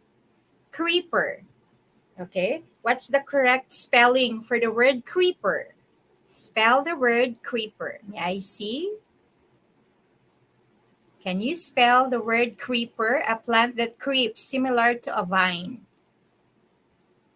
How will you spell creeper? May I see the correct spelling, audience? Spell in the comment box. Creeper. A plant that creeps, similar to a vine. And the word is creeper. Do you have creepers in your respective homes, in your fences? Julianilis Manching got it right. Creeper. And Lizelle Luzon. Okay, shall we proceed now to our next word? The next word is a verb. It means to avoid adroitly or to evade. The word is eluded. Eluded. A verb which means to avoid adroitly or to evade. The word is eluded. Can you spell the word eluded correctly? Okay, comment now your answer or the correct spelling of the word eluded. Okay, may I see who can spell it correctly? The first one to give the correct spelling of the word eluded. Eluded. Mm-hmm. Anybody from our audience, from our Facebook Live? Okay, the word is eluded. I can't see any. So I will give to you now the correct spelling. The correct spelling is Eluded. And Maria Zuena got it correct. Very good. Now let's proceed to the next word. The next word is a noun. It means prospect of recovery from sickness, the possibility of recovery from sickness. The word is prognosis. Prognosis. Again, prognosis. It is a prospect of recovery from sickness. The word prognosis. Prognosis. The prospect of recovery from sickness. Prognosis. Spell prognosis. Rafael Toledo got it correct. Prognosis. Very good. Now let's have the last word. The last word is a noun. It means work done with extraordinary skill. The word is masterpiece. Masterpiece. Spell masterpiece. Do you have your masterpiece already at your age? A work done with extraordinary skill. The word is masterpiece. Spell masterpiece. We are God's masterpiece. We are the work of God done with extraordinary skill. And Dinah Lee Toribio got it correct. So with Giovanni Zafra. Okay, so that's it for our spelling and vocabulary building. Let's proceed. But before that, I will give you this verse first. Never lose hope. For I am the Lord your God who takes hold of your right hand and says to you, do not fear, I will help you. From the book of Isaiah, chapter 41, verse 13. Okay, let us start now with our story. Many artists lived in the Greenwich Village area of New York. Sue and Jancy were two young artists who shared a flat. Sometime in November, Jancy fell sick with pneumonia. She did not seem to get better. She would lie in bed for hours staring at nothing. Sue was worried about her. She called the doctor. Though the doctor came every day, Jancy did not get better. The doctor then took Sue aside and asked her if Jancy had something that was worrying her. His diagnosis was that Jancy had lost the will to live. He further stated that the medicines alone would not help Jancy until she had made up her mind to live. Now, for our processing question number one, what was Jancy's problem aside from pneumonia? Again, what was Jancy's problem aside from pneumonia according to the doctor? Comment your answer. So, as we all know that aside from the pneumonia, Jancy doesn't want to live according to Mill. That's correct. Okay, now shall we proceed? Sue tried different things to help Jancy. She talked about clothes and fashion, but Jancy did not reply. She brought her drawing board to Jancy's room. She whistled while she painted to distract Jancy. What kind of friend was Sue to Jancy? Dear audience and viewers, how will you describe Sue as a friend to Jancy? They are living together in a flat or in an apartment, and she is helping Jancy to get well. What kind of friend was Sue to Jancy? Definitely, you will say that Sue is what? A helper, a kind friend, a caring friend. Okay, now we'll proceed. It was at this time that Sue noticed Jancy whispering to herself. She quickly went to Jancy's side. Jancy was looking out of the window and counting backwards from 12. She stopped at 7. Sue looked out of the window and saw a creeper. There was a strong wind and the creeper was shedding its leaves. Sue anxiously asked Jancy what the matter was. Jancy whispered that the leaves of the creeper were falling. 3 days ago, she said, there were hundreds of leaves and now there were only 5. Jancy proclaimed that she would die when the last leaf fell. Sue told her to stop talking nonsense and went to get a bowl of soup for Jancy. Jancy, however, refused the soup. She told Sue that since she was going to die, eating did not matter to her anymore. She only wanted to see the last leaf fall so she could die in peace. Now, Sue needed the light to finish the painting so she could sell it for some money. So she begged Jancy to not look at the leaf while she was painting. Jancy agreed but asked Sue to finish the painting quickly. Sue's painting was about an old miner. For her model, she had chosen Berman. Berman was a 60-year-old painter who lived in the same building. Berman's dream was to paint a masterpiece. This dream, however, had eluded him so far. What kind of painter Berman was, dear audience?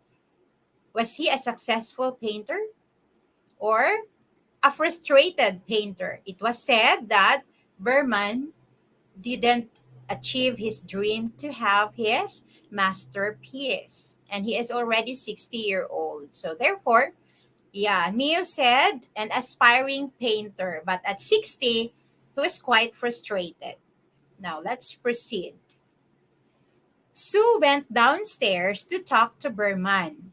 She told him all about her worries for Jancy. Berman, indignant, came upstairs with Sue to talk to Jancy. Jancy, however, had fallen asleep. Sue went to the window. There was only one leaf remaining on the creeper. It looked like it would fall soon. The next morning, Jancy wanted to see the last leaf. Sue was scared, but on opening the curtains, she found the leaf still standing. Sue exclaimed that the leaf looked strong and healthy. She thought that it was a sign that Jancy would recover. Jancy disagreed. That day, she waited for the leaf to fall. But the leaf remained strong despite the storm raging outside. Jancy stared at the leaf all day. What would happen to Jancy now, dear viewers and listeners? What do you think? Would she live or would she die? Let's proceed. What will happen to Jancy? Shall we proceed now with our story? Finally, in the evening, she called Sue. She told Sue that she had been depressed and uncooperative while Sue had been taking such good care of her. The last leaf made her realize that she had been selfish and that she did not want to die. Sue hugged Jancy and brought her soup. Next afternoon, the doctor came and examined Jancy. He proclaimed that Jancy had found the will to live. He was confident she would recover soon. The doctor then told them that he was going downstairs to check on Berman. Berman was suffering from pneumonia, and the prognosis wasn't good. Listeners and viewers, what do you think would happen to Berman? As we all know, Jancy now recovered from pneumonia, but Berman was suffering from pneumonia, and the prognosis or the possibility of getting better is quite impossible. So, what do you think will happen? Let's proceed. The next morning, Sue came to Jancy's bed and told her that Berman had passed away. He had been out in the stormy night. The janitor had found him shivering in his bed with wet clothes, brushes, and paint strewn all around his bed. Sue then pointed out that the last leaf to Jancy, it still looked strong and healthy. Berman had sacrificed his life to go out into the storm and paint the leaf into the creeper. It was his masterpiece. Now, if you are Jancy, how would you feel for Berman sacrificing his life, painting the last leaf, and you thought it was real, then you lived, but the old Berman died? How would you feel? Of course, we will feel so sorry about Berman. He passed away because he was so selfless. He sacrificed his life and he got pneumonia and died just to help Jancy live. And Jancy thought it was a real leaf and the creeper, but it was the painting of Berman. Okay? According to Emma Mondano, I would feel guilty and so sorry. Yeah, for sure. And then somebody said he will feel sad. Okay, that's a correct idea, of course. Now, that's the end of our story, The Last Leaf. Let me ask you, what lesson did you learn from our story? What moral did you get from it? And you type now the lesson from the story that we can get from the story The Last Leaf. According to Mayo, sad and betrayed. Super sad according to Creative Minds.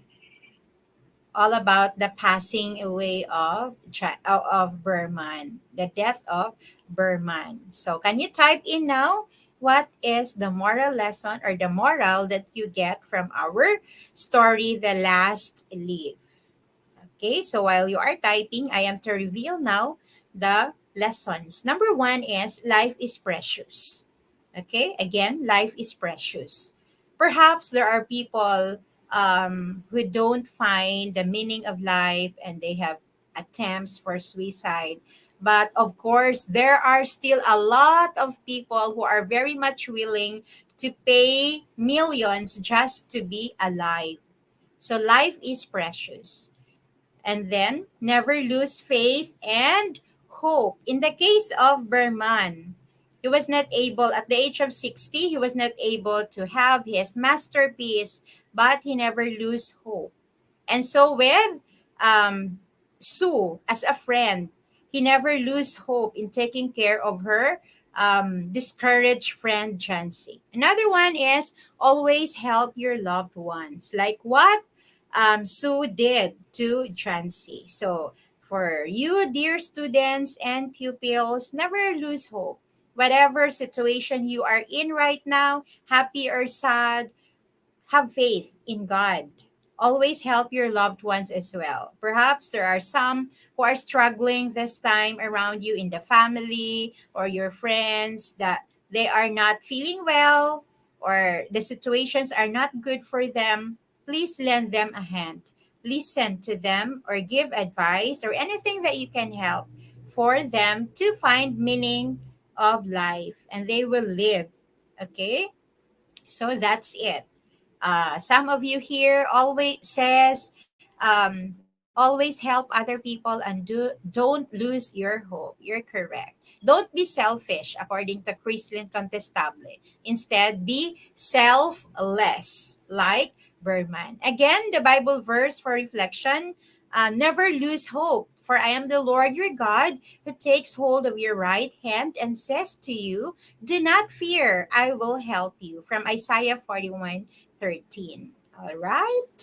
And now let's have our comprehension check. Get ready and type your answers as I am to read the questions. Question number one. What do you think is the theme of the story?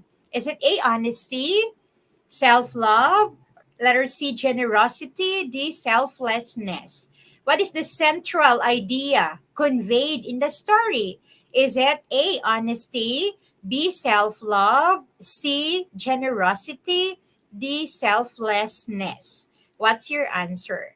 Emma Mondano said letter D, and you got it right, Emma. Correct.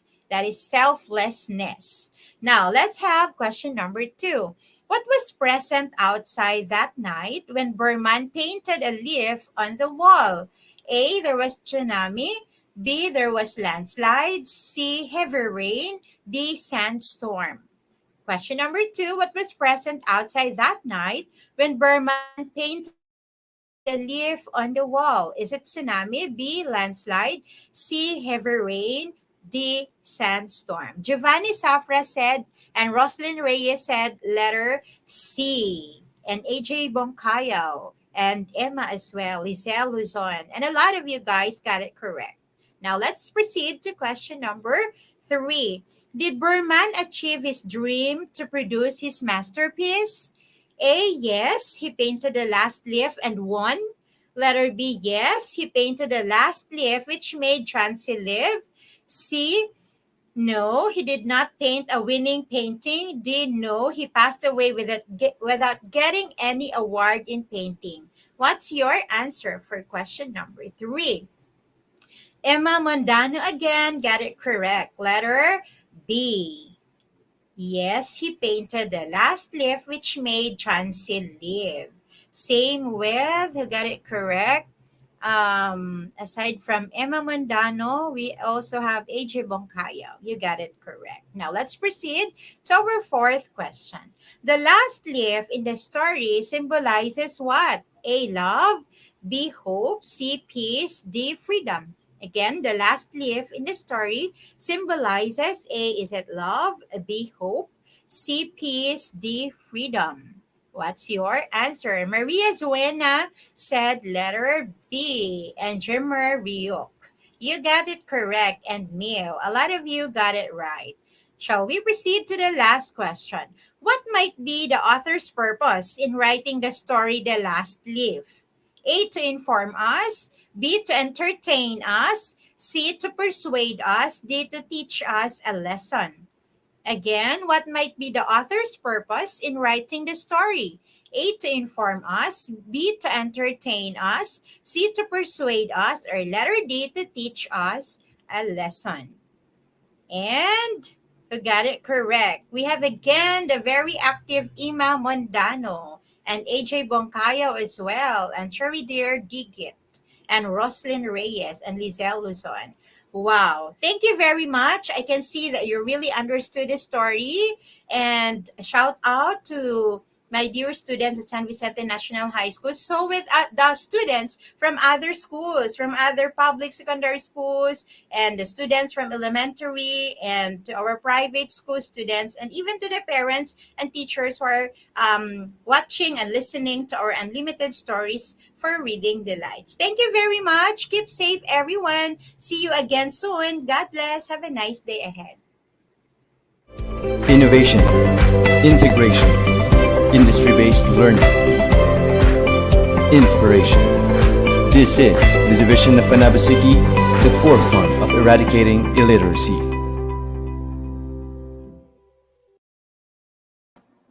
Thank you, Ma'am Elsie Owenigo of San Vicente National High School for giving us the story about the last leaf. Ayan po, with the moral, life is so precious, never lose faith and hope, and always help our loved ones. Ayan po, it's a very wonderful story that inspires us that we need to live our life for the better and even for the glory of our God. So thank you once again, Mom Elsie, for your story that you have given. Now this time, let's give a clap. Let's give a clap emoticons to our storyteller, Mom Elsie, and also a heart. So before we're going to proceed again to our next storyteller, let me see in our FB viewers who will be the one to give Mom Elsie a clap and also a heart para po sa kanyang pagbibigay ng story sa atin. This time, sino kaya?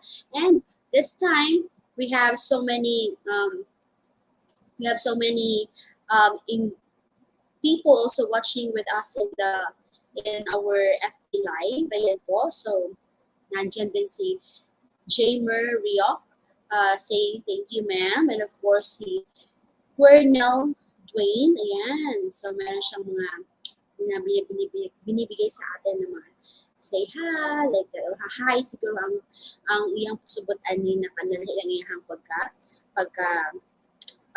Ayan po, thank you, Rosemary Saulo Patriarca, for giving a clap for Ma'am Elsie, and of course, Lizelle Saday Luzon, also Maria Zioina, ayan po, for giving a hearts also to our storyteller. Ayan, thank you once again, Ma'am Rosemary sa Ulog Patriarca. Ayan po, hi Dr. Rosemary.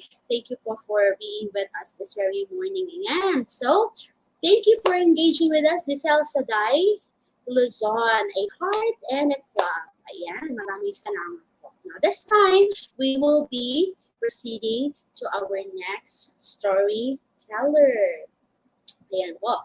Our next storyteller is coming from Panabo City National High School with their school principal, Ma'am Memia B. Infiesto. At ang kanilang reading program ay Proyektong Atina. Ang kanyang kwento na ipapahagi sa atin ngayong umaga ay pinamagatang Liyonggo. Ito ay sinalin sa Pilipino ni Roderick P. Orgilius. Ayan po.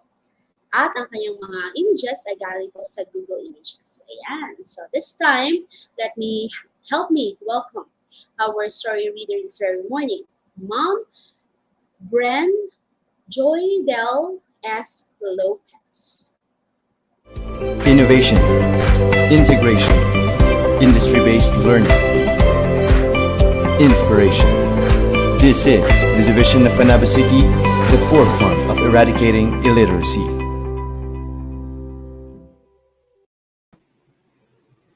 Hello po at isang maalab na wika at mapanuring panitikan sa ating lahat. Narito naman po ako upang magbahagi ng isang kwentong kapupulutan natin ng mga gintong aral. Halina at samahan niyo akong basahin ang kwento po natin sa umagang ito. Ang pamagat po ng ating kwento ay patungkol kay Liyonggo. Ito ay isinalin sa Filipino ni Roderick P. Orgilius. Ngunit bago tayo dumako sa ating kwento ay mayroon po muna tayong mga layunin. So sa pagkatapos ng kwento ang mga mag-aaral ay inaasahang una, natutukoy ang mga tauhan at papel na ginagampanan. Pangalawa, nasasabi ang mga mahalagang pangyayari at ang panghuli ay nakabubuo ng sariling wakas. Ngayon naman, paglinang ng talasalitaan. So meron po tayong dalawang salita na kung saan ay bibigyang linaw po natin yung kanyang kahulugan. So nandyan ang tanikala at ang nakahulagpos. Kapag sabihin po natin tanikala, yan po ay may ibig sabihin na kadena. Samantala ang nakahulagpos naman po, ang ibig sabihin nun po niyan ay ang nakawala. So maya-maya ay atin pong malalaman kung ano po ang ibig sabihin ng mga salita at kung paano po siya ginamit sa ating kwento. Muli, ang pamagat ng ating kwento ay Liyonggo. Isinilang si Liyonggo sa isa sa 7 bayang nasa baybaying dagat ng Kenya. Siya ang nagmamay-ari ng karangalan bilang pinakamahusay na makata sa kanilang lugar. Malakas at mataas din siya tulad ng isang higante na hindi nasusugatan ng anumang mga armas. Ngunit kung siya'y tatamaan ng karayom sa kanyang pusod ay mamamatay siya. Tanging si Liyonggo at ang kanyang inang si Buaso ang nakakaalam nito. Hari siya ng Oze at Ongwana sa Tana Delta at Sangha sa Faza o Esla ng Pate. Nagtagumpay siya sa pananakop ng trono ng Pate na unang nagpunta sa kanyang pinsang si Haring Ahmad, na kinikilalang kauna-unahang namumuno sa Islam. Ang pagbabago ay naging mabilis mula sa matrilinear na pamamahala ng kababaihan tungo sa patrilinear na pamamahala ng kalalakihan sa pagsasali ng trono. Nais ni Haring Ahmad na mawala si Liyonggo, kaya ikinadena at ikinulong niya ito. Nakaisip si Liyonggo ng isang pagpupuri, habang ang parirala nito ay inawit ng mga nasa labas ng bilangguan, bigla siyang nakahulagpos sa tanikala na hindi nakikita ng bantay. Nang makita ito ng tao, tumigil sila sa pag-awit. Tumakas siya at nanirahan sa watwa, kasama ang mga taong naninirahan sa kagubatan. Nagsanay siyang mabuti sa paghawak ng busog at palaso na kinalaunan ay nanalo siya sa paligsahan ng pagpana. Ito pala'y pakana ng hari upang siya'y madakip at muli na naman siyang makatakas.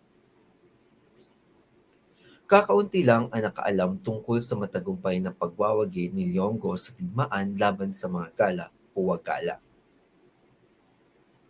Kaya naibigay ng hari ang kanyang anak na dalaga upang ang bayaning si Liyonggo ay mapabilang sa kanyang pamilya. Nang lumaon si Liyonggo ay nagkaanak ng isang lalaki, nagtraidor at pumatay sa kanya. At diyan po nagtatapas ang ating kwento. Halina't ating tuklasin ang ilang mga katanungan at magbigay ng inyong mga kasagutan. Unang tanong, ano po ang pangalan ng pangunahing kwento sa tauhan?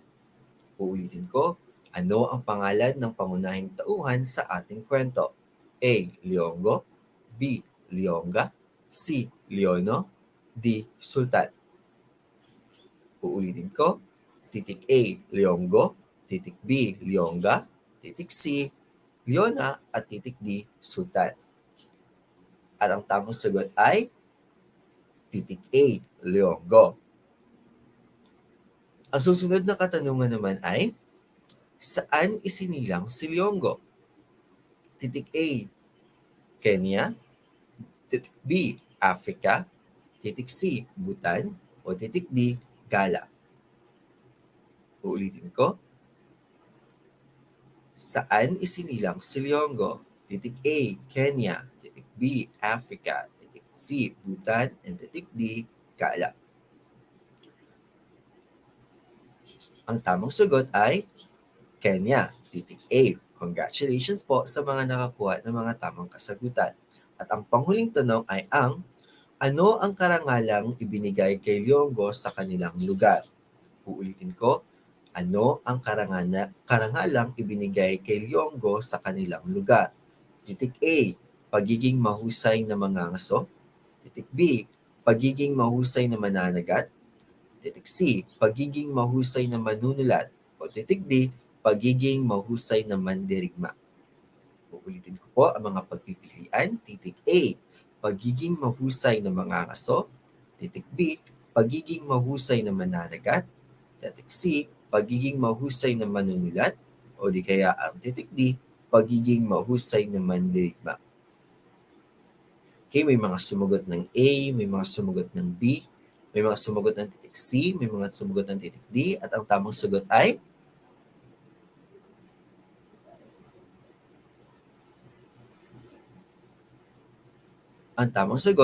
titik C, pagiging mahusay na manunulat. Ano naman po kaya ang magiging gintong aral po natin sa umagang ito?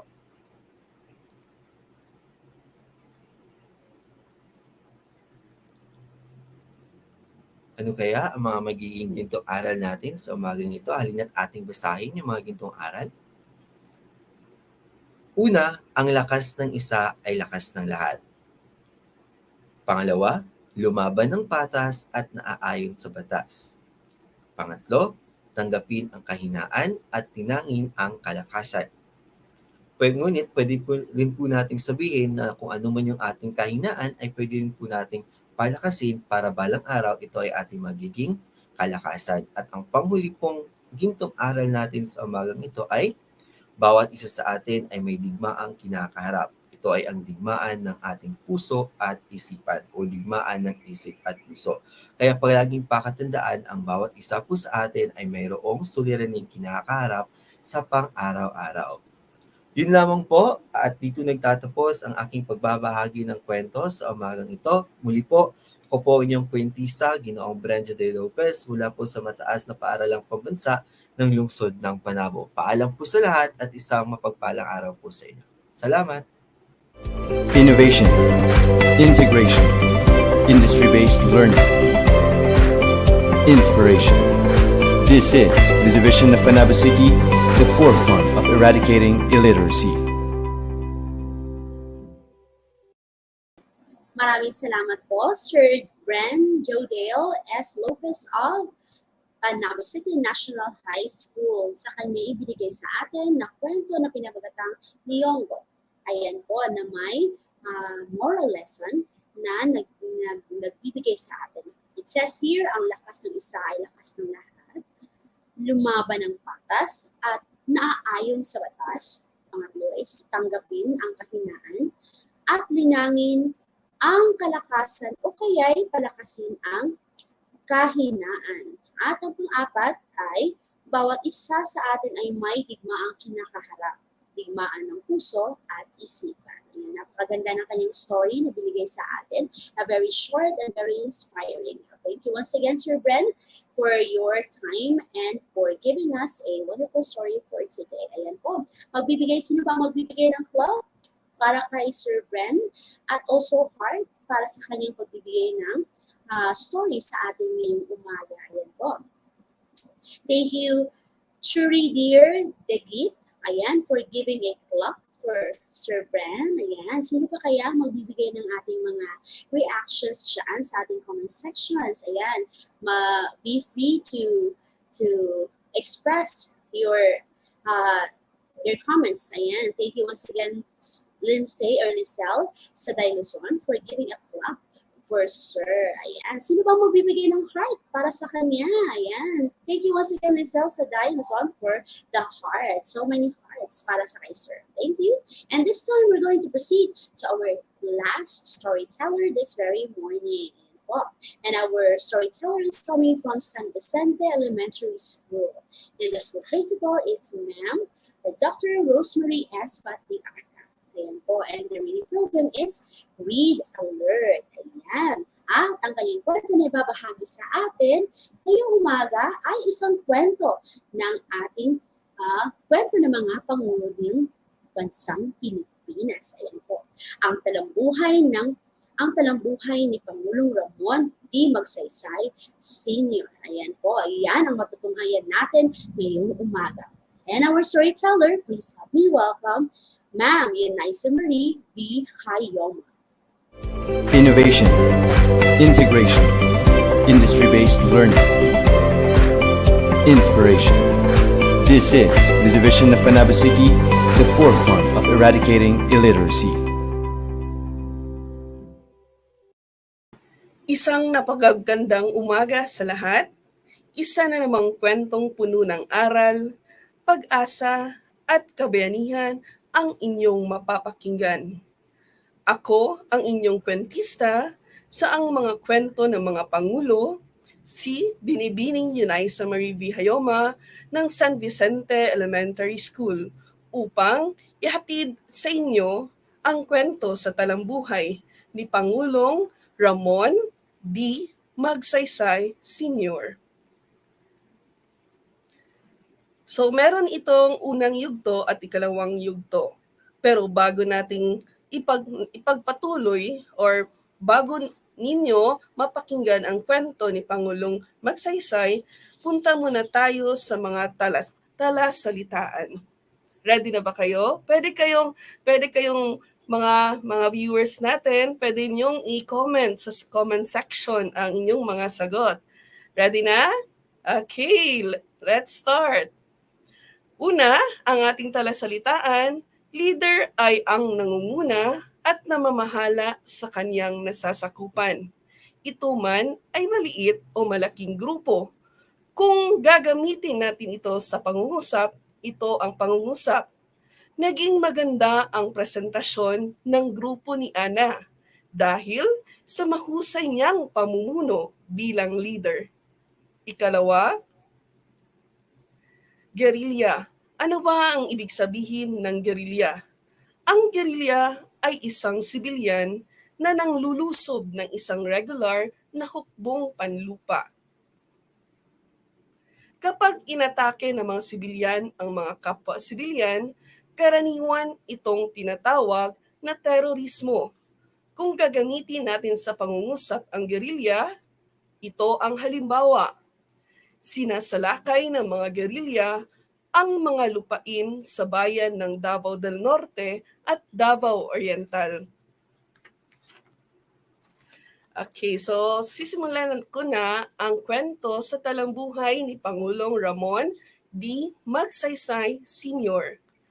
Si Ramon del Fierro Magsaysay ang ating ikapitong Pangulo ng Pilipinas, na kilala bilang Dagay o Presidente ng Masang Pilipino. Siya ay pinganak sa Iba, Zambales noong Agosto 31, 1907 at pangalawa sa siyam na anak ni Ezekiel Magsaysay Y. de los Santos na isang panday at Perfecta del Fierro Y. Kimson na isang guro. So dyan ninyo sa larawan yan, makikita ninyo ang ama at ina ni Pangulong Magsaysay. Nag-aral ang dating Pangulo, ng high school sa Zambales Academy at nagtapos ng salutatorian at kumuha ng pre-enhinyera na kurso sa University of the Philippines, ngunit hindi niya ito natapos. Pero nagtapos naman ang ating dating Pangulo ng Baccalaureate in Commerce sa Institute of Commerce ng Jose Rizal College. Yan yung nakikita niyo sa larawan, yung teenager pa ang ating Pangulo. Nagtrabaho siya bilang tsuper habang nag-aaral. Nagtrabaho rin si Magsaysay bilang isang mekaniko ng Tran Bus Company sa Maynila at sa kalaunang naging branch manager ito. Sa opisina ng Tran, nakilala niya ang kanyang asawa na si Luz Banson.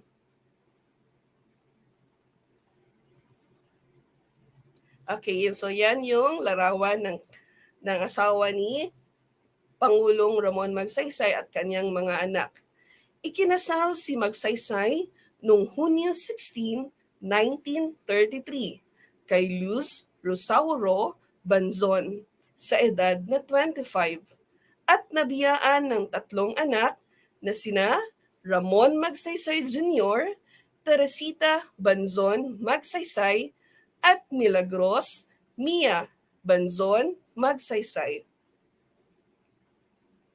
Okay, bago natin ipagpatuloy ang kwento sa talambuhay ni Pangulong Ramon D. Magsaysay, meron muna akong mga tanong sa inyo. So maaari nyo itong sagutan sa pamamagitan ng pagsulat o pag-type ng letra ng tamang sagot sa comment section at babasahin ko yan. Okay, unang tanong. Pang-ilan sa magkakapatid si Ramon Magsaysay? A. Una. B. Ikalawa. C. Ikatlo. D. Ikaapat. Ano sa tingin ninyo ang tamang sagot sa tanong na pang-ilan sa magkakapatid si Ramon Magsaysay? So, ano sa tingin ninyo? So, pwede kayong magsagot dyan sa comment section at babasahin ko. So, meron na. Sabi ni Colonel Dwayne A. Sabi naman ni Lisel Saday Luzon B. Sabi naman ni Churidir Dagit A. So, tingnan natin kung tama ang inyong sagot. Okay, so unang tanong, pang-ilan sa magkakapatid si Ramon Magsaysay? Ang tamang sagot ay letrang B, ikalawa. Yung nakatama ng sagot, magaling. At yung hindi naman, so susunod na naman na tanong. Ikalawang tanong, ano ang unang trabaho ni Ramon Magsaysay sa Tran Bus Company bago siya naging branch manager? A. Mekaniko. B. Driver. C. Manager. Or letter D. Dispatcher. Ano sa tingin ninyo mga viewers sa Reading the Lights? Ano sa tingin ninyo ang tamang sagot? So, maaari kayong magsagot dyan sa comment section. So, sabi ni Princess Jasmine Yangke, letter B. At, okay, so, pagpatuloy natin. Sabi ni Julian A. Chorider A rin. Tingnan natin. Kalawa, ano ang unang trabaho ni Ramon Magsaysay sa Tran Bus Company bago siya naging branch manager? Ang tamang sagot ay letrang okay, very good. Letrang A. Ito ang mekaniko. Magaling. So, magaling yung nakasagot ng letrang A. At ipagpatuloy natin ang kwento sa talambuhay ni Pangulong Ramon Magsaysay. Sa kaniyang kapanahunan, karamihan sa mga pinuno sa politika ay kamag-anak ng Kastila. Si Magsaysay lamang ang may lahing Malay, katulad ng pangkaraniwang Pilipino. Isa si Magsaysay sa mga aktibong nagtaboy sa mga Hapones, paalis sa mga baybayin ng Zamboanga bago dumating ang karagdagang hukbo ng mga Amerikano at Pilipino. Ayan. Okay, so yan yung bata pa si Pangulong Ramon. Okay, pagpatuloy natin. Nang pumutok ang World War II, umanib siya sa 31st Infantry Division ng Philippine Army. Hinirang siyang kapitan noong Abril 5, 1942 matapos niyang itatag ang Western Luzon Guerrilla Forces. Naging tanyag si Ramon Magsaysay bilang isang mahusay na leader ng guerrilla sa ikalawang digmaang pandaigdig at pinangalanan bilang gobernador militar ng Iba Zambales ni General Douglas MacArthur nang palayain ng Estados Unidos ang Pilipinas. Okay, sunod. So yan siya si Pangulo Ramon Magsaysayan. Nang another larawan rin niya. Noong Abril 24, 1946, si Magsaysay ay nahalal sa kapulungan ng mga kinatawan ng Pilipinas bilang independyente. At noong 1948 naman, pinili siya ni Pangulong Manuel Rojas upang pumunta sa Washington, Estados Unidos bilang chairman of the Committee on Guerrilla Affairs upang makatulong sa pagpasa ng Roger Bill na nagbibigay ng mga benepisyo sa mga veteranong Pilipino sa digmaan. Okay, so pagpatuloy natin, muli namang nahalal si Ramon Magsaysay bilang kinatawan noong 1948 at naging chairman ng House National Defense Committee. Okay, pagpatuloy, noong Agosto 31, 1950 ulit, hinirang siya ni Pangulong Elpidio Quirino na maging kalihim ng pambansang pagtatanggol matapos alukin ni Magsaysay si Quirino na labanan ang mga gerilyang komunista gamit ang kaniyang mga karanasan sa labanang gerilya noong digmaan. So, information to everyone that guerrilla before tayo binigyan ng kalayaan ng mga Hapones or nakuha natin ang kalayaan sa kamay ng mga Hapones, ang gerilya noon ang isa sa mga nakipaglaban sa mga ating mga sumakop sa ating bansa. Pero sa panahon ni Ramon Magsaysay na, ang gerilya na ngayon ay ito yung mga kapwa rin Pilipino natin na hindi gusto yung pamamahala sa ating gobyerno. So yun siya po. Okay, pagpatuloy natin. Pinaigting ni Magsaysay ang kaniyang pakikidigma laban sa mga hukbalahap na naging isa sa pinakamatagumpay na kampanyang anti-guerrilla sa modernong kasaysayan. Ang tagumpay na ito ay sinasabing sanhi sa isang bahagi ng mga hindi konbensyonal na pamamaraang ginamit ni Magsaysay. Okay, pagpatuloy natin. Okay, so bago tayo pagpatuloy, meron na naman akong mga tanong at babasahin ko na naman ang inyong mga sagot sa comment section. So kung gusto ninyong mabasa ko ang inyong mga pangalan at yun, pwede kayong mag-comment sa comment section. Unang tanong, sinong general ang nagpangalan kay Ramon Magsaysay bilang gobernador militar ng Iba Zambales? Letrang A, General Reynaldo de la Rosa. B, General Gregorio del Pilar. Letter C, General Douglas MacArthur. Or letter D, General Antonio Luna. Ano sa tingin ninyo makikinig ang sagot sa tanong na sinong general ang nagpangalan kay Ramon Magsaysay bilang gobernador militar ng Iba Zambales? So sabi ni Ma'am Rosalinda Hinojales, letter C. Sabi ni Lucel Saday Luzon, letter C.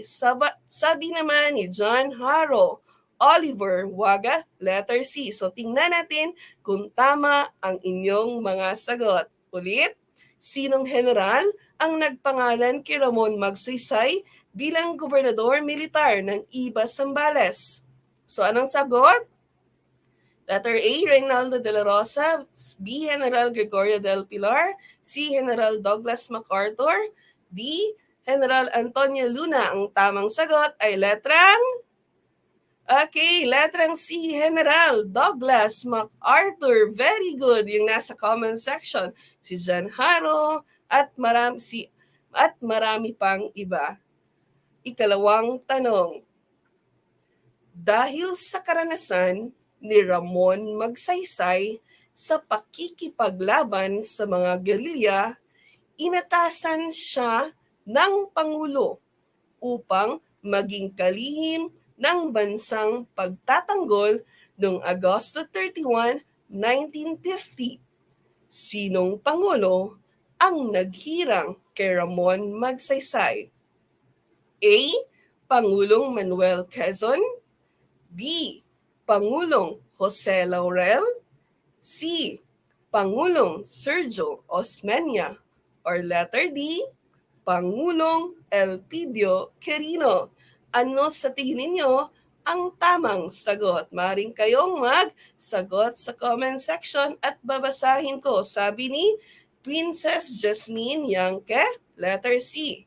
At alamin na naman natin ang tamang sagot. Okay, so dahil sa karanasan ni Ramon Magsaysay sa pakikipaglaban sa mga gerilya, inatasan siya ng Pangulo upang maging kalihim ng bansang pagtatanggol noong Agosto 31, 1950. Sinong Pangulo ang naghirang kay Ramon Magsaysay? So, comment section. So, sabi ni Mariette Baton, letter D. Sabi naman ni Jay Magbanta, letter D. Sabi ni Lucel Saday Luzon, letter D. Anong tamang sagot? Letrang D. Tama. Very good. Yung nagsagot ng letter D, si Pangulong Elpidio Quirino. Okay, sumunod. Okay, so yan muna ang ating kwento sa ating talambuhay ni Pangulong Ramon D. Magsaysay. Sabi ng ating Pangulo, kung ano ang makakabuti sa karaniwang tao ay makakabuti sa buong bansa. So ano ba ang inyong natutunan sa unang kwento or unang yugto sa kwento ni Pangulong Ramon D. Magsaysay? Pwede kayong magbasa pwede kayong magsulat or mag-type dyan sa comment section.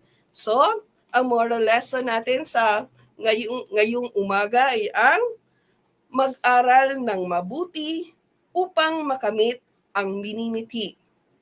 Okay, bago ko tapusin ang aking kwento, nabigyan niyo ako ng oras upang ako'y taos-pusong magpapasalamat una sa poong may kapal sa biyaya ng buhay at pagkakataon maibahagi ko ang aking kakayahan at maging instrumento upang may parating sa mga kabataan at viewers natin ang kalagahan ng ating lahi, kultura, pinagmulan at makulay nating kasaysayan.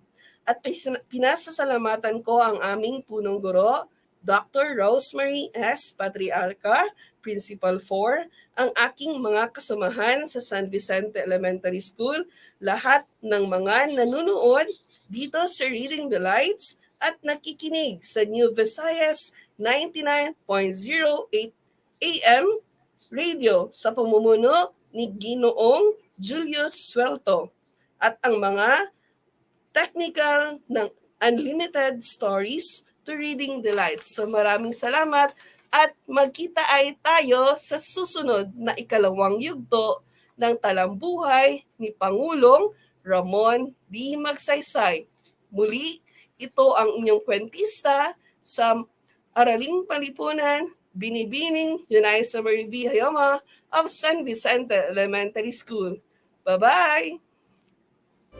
Innovation, integration, industry-based learning, inspiration. This is the Division of Panabo City, the forefront of eradicating illiteracy.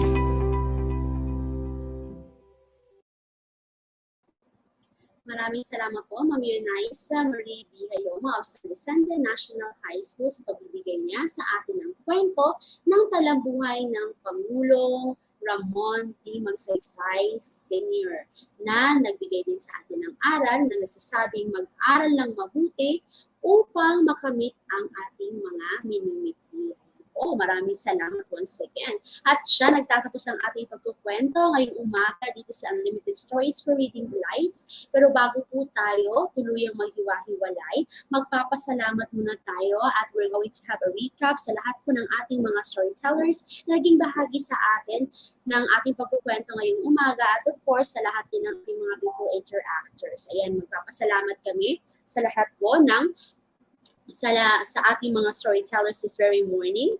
Of course, ang ating pinakauna jud na naghatag sa ato ang story karong buntaga.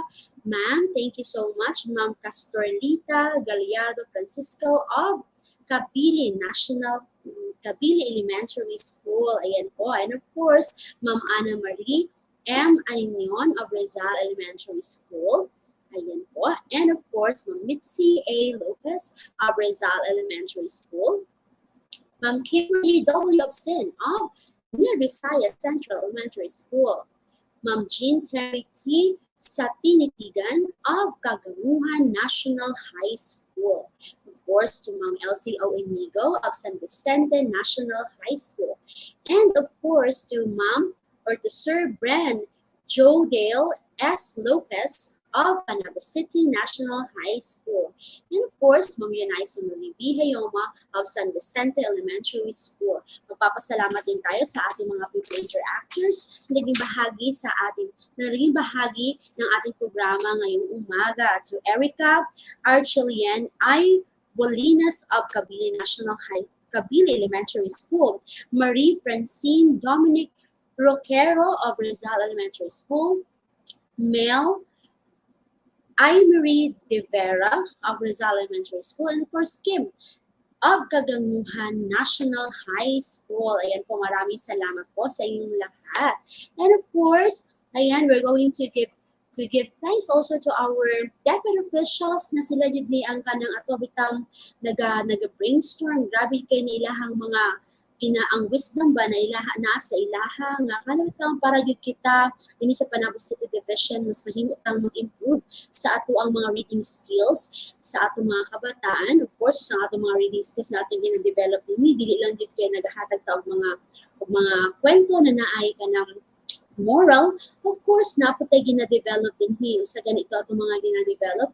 One of those is the decoding, of course, fluency, nandiyan din yung vocabulary, sentence construction and cohesion, ayan, of course, listening and background knowledge, working memory and attention. Ayan po, maraming salamat po sa ating mga DepEd officials. Magpapasalamat tayo sa kanila, headed by our School Division Superintendent, Dr. Reynante Solitario, and of course, to our Assistant Schools Division Superintendent, Ma'am Fabigay L. Refamonte, to our CID Chief, Sir Januario Yamota, and of course to our SGOD Chief, Ma'am Eileen Aninuevo, to our Education Program Supervisors, ayan po, our Education Program Supervisor in English, as well as our Division Reading Coordinator, Ma'am Maria Perpetua Angelita G. Suelto, and of course to our Education Program Supervisor in Filipino, Sir Peter Mahares, to our Education Program Supervisor in MTV MLE, Ma'am Joanny Aguilar, at sa lahat po ng ating Education Program Supervisors dito sa Panabo City Division. At magpapasalamat din tayo sa lahat ng ating Public Schools District Supervisors and of course, Public Elementary and Secondary School Head. Ayan po, hindi din natin kakalimutan na magpapasalamat din tayo sa ating butihing principal. Ayan po ang ating host for today, ang ating host school for today, the New Visayas Central Elementary School with our school principal, Sir Gius I. Sugaldo. Daghang kay salamat, sir, sa imuha yung open heart sa kanunay nga kanagtang willingness to become as host as always sa ato ang tinatato ang programa din lamang sa Unlimited Stories for Reading the Lines. Ayan po, saludo po kami sa inyo, sir. And of course, also, we would like to thank the Division Digital Media Production Team headed by Sir June Aguilon. Sir, thank you so much for preparing our links and of course the StreamYards para himutang sa mga preparations nato pa sa paghatag sa mga links para makasalmot kayo ng ato ang mga kabataan, parents, and our guardians and teachers as well sa ato ang programa sa matag Biyernes na sama ni inyo. Daghan kay salamat, sir.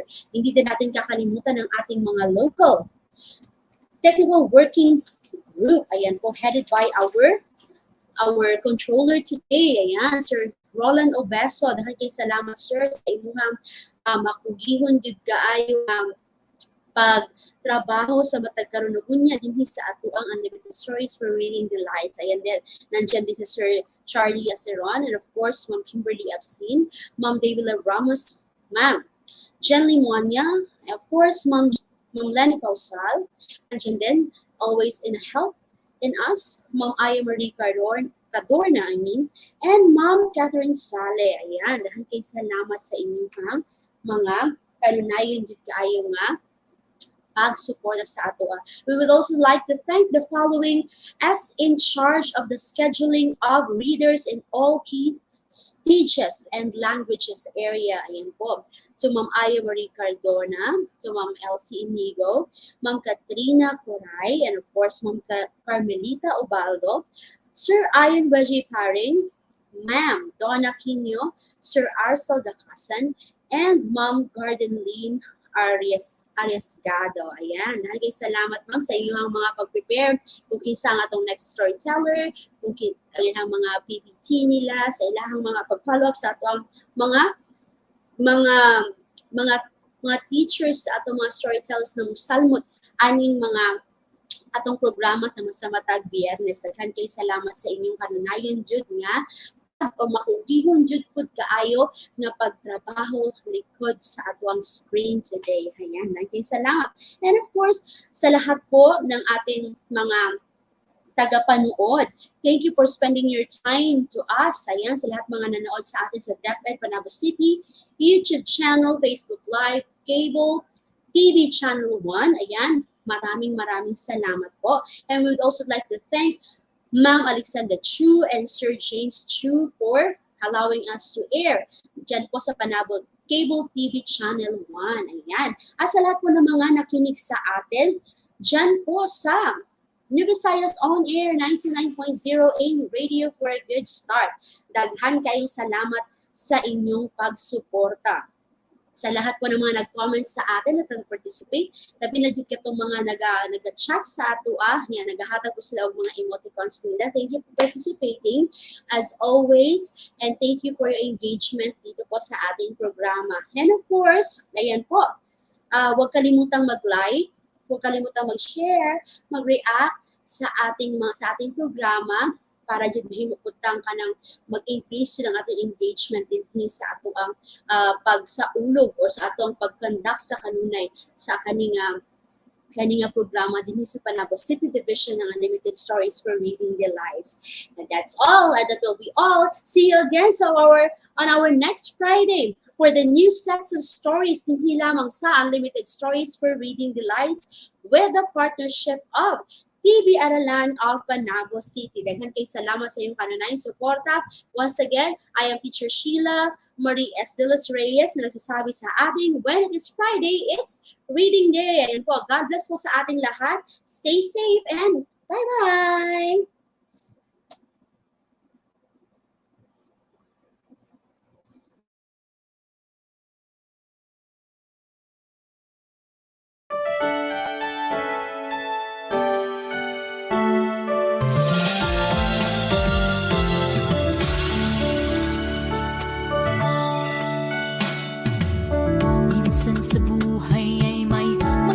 tanong kung bakit ganito, ganyan at nagkaganon. Sa paglalakbay sa hamon ng buhay ay matutunan natin na maging matatag at matibay.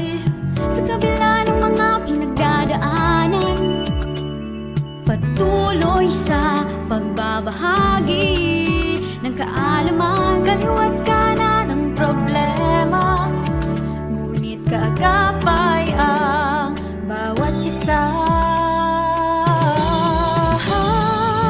Makakayanan ko, makakayanan mo.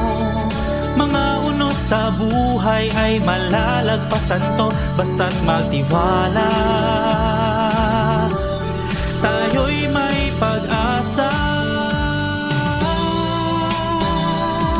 Asahan mong kami ay gagabay sa'yo, liwanag ay abot sa anumang sulok ng mundo, kami may tiwala. Tunay na pinagpala.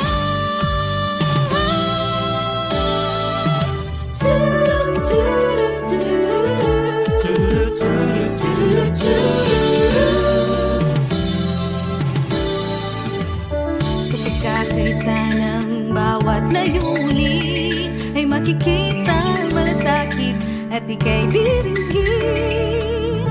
Ilalayo sa pangamba, ilalapit sa pangarap, pangarap na makamit ang kinabukasan. Sa kabila ng mga pinagdaraanan, patuloy sa pagbabahagi ng kaalaman, kaliwat kanan ng problema, ngunit kaagapay ang bawat isa. Makakayanan ko, makakayanan mo. Mga unos sa buhay ay malalagpasan to, basta't magtiwala. Tayo'y may pag-asa. Asahan mo, kami ay gagabay sa'yo. Liwanag ay abot saan magsulok ng mundo, kami may tiwala. Tunay na pinagpala. Sa paglipas ng oras ng buhay, Baon-baon ang kaalamang hatid ng ating gabay.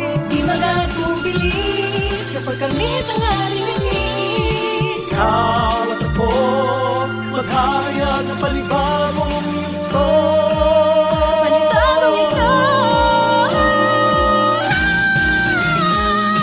Makakayanan ko, makakayanan mo. Mga unos sa buhay ay malalagpasan to, basta't magtiwala. Tayo'y may pag-asa. Asahan mo, kami ay gagabay sa'yo. Liwanag ay abot saan ang sulok ng mundo, kami may tiwala. Tunay na pinagpala.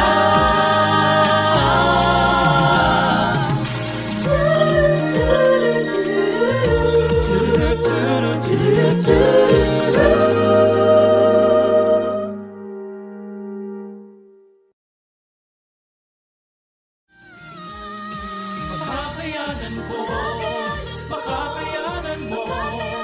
Mga unos sa buhay ay malalagpasan to, basta't magtiwala. Tayo'y may pag-asa. Asahan mo, kami ay gagabay sa'yo. Liwanag ay abot saan magsulok ng mundo, kami may tiwala.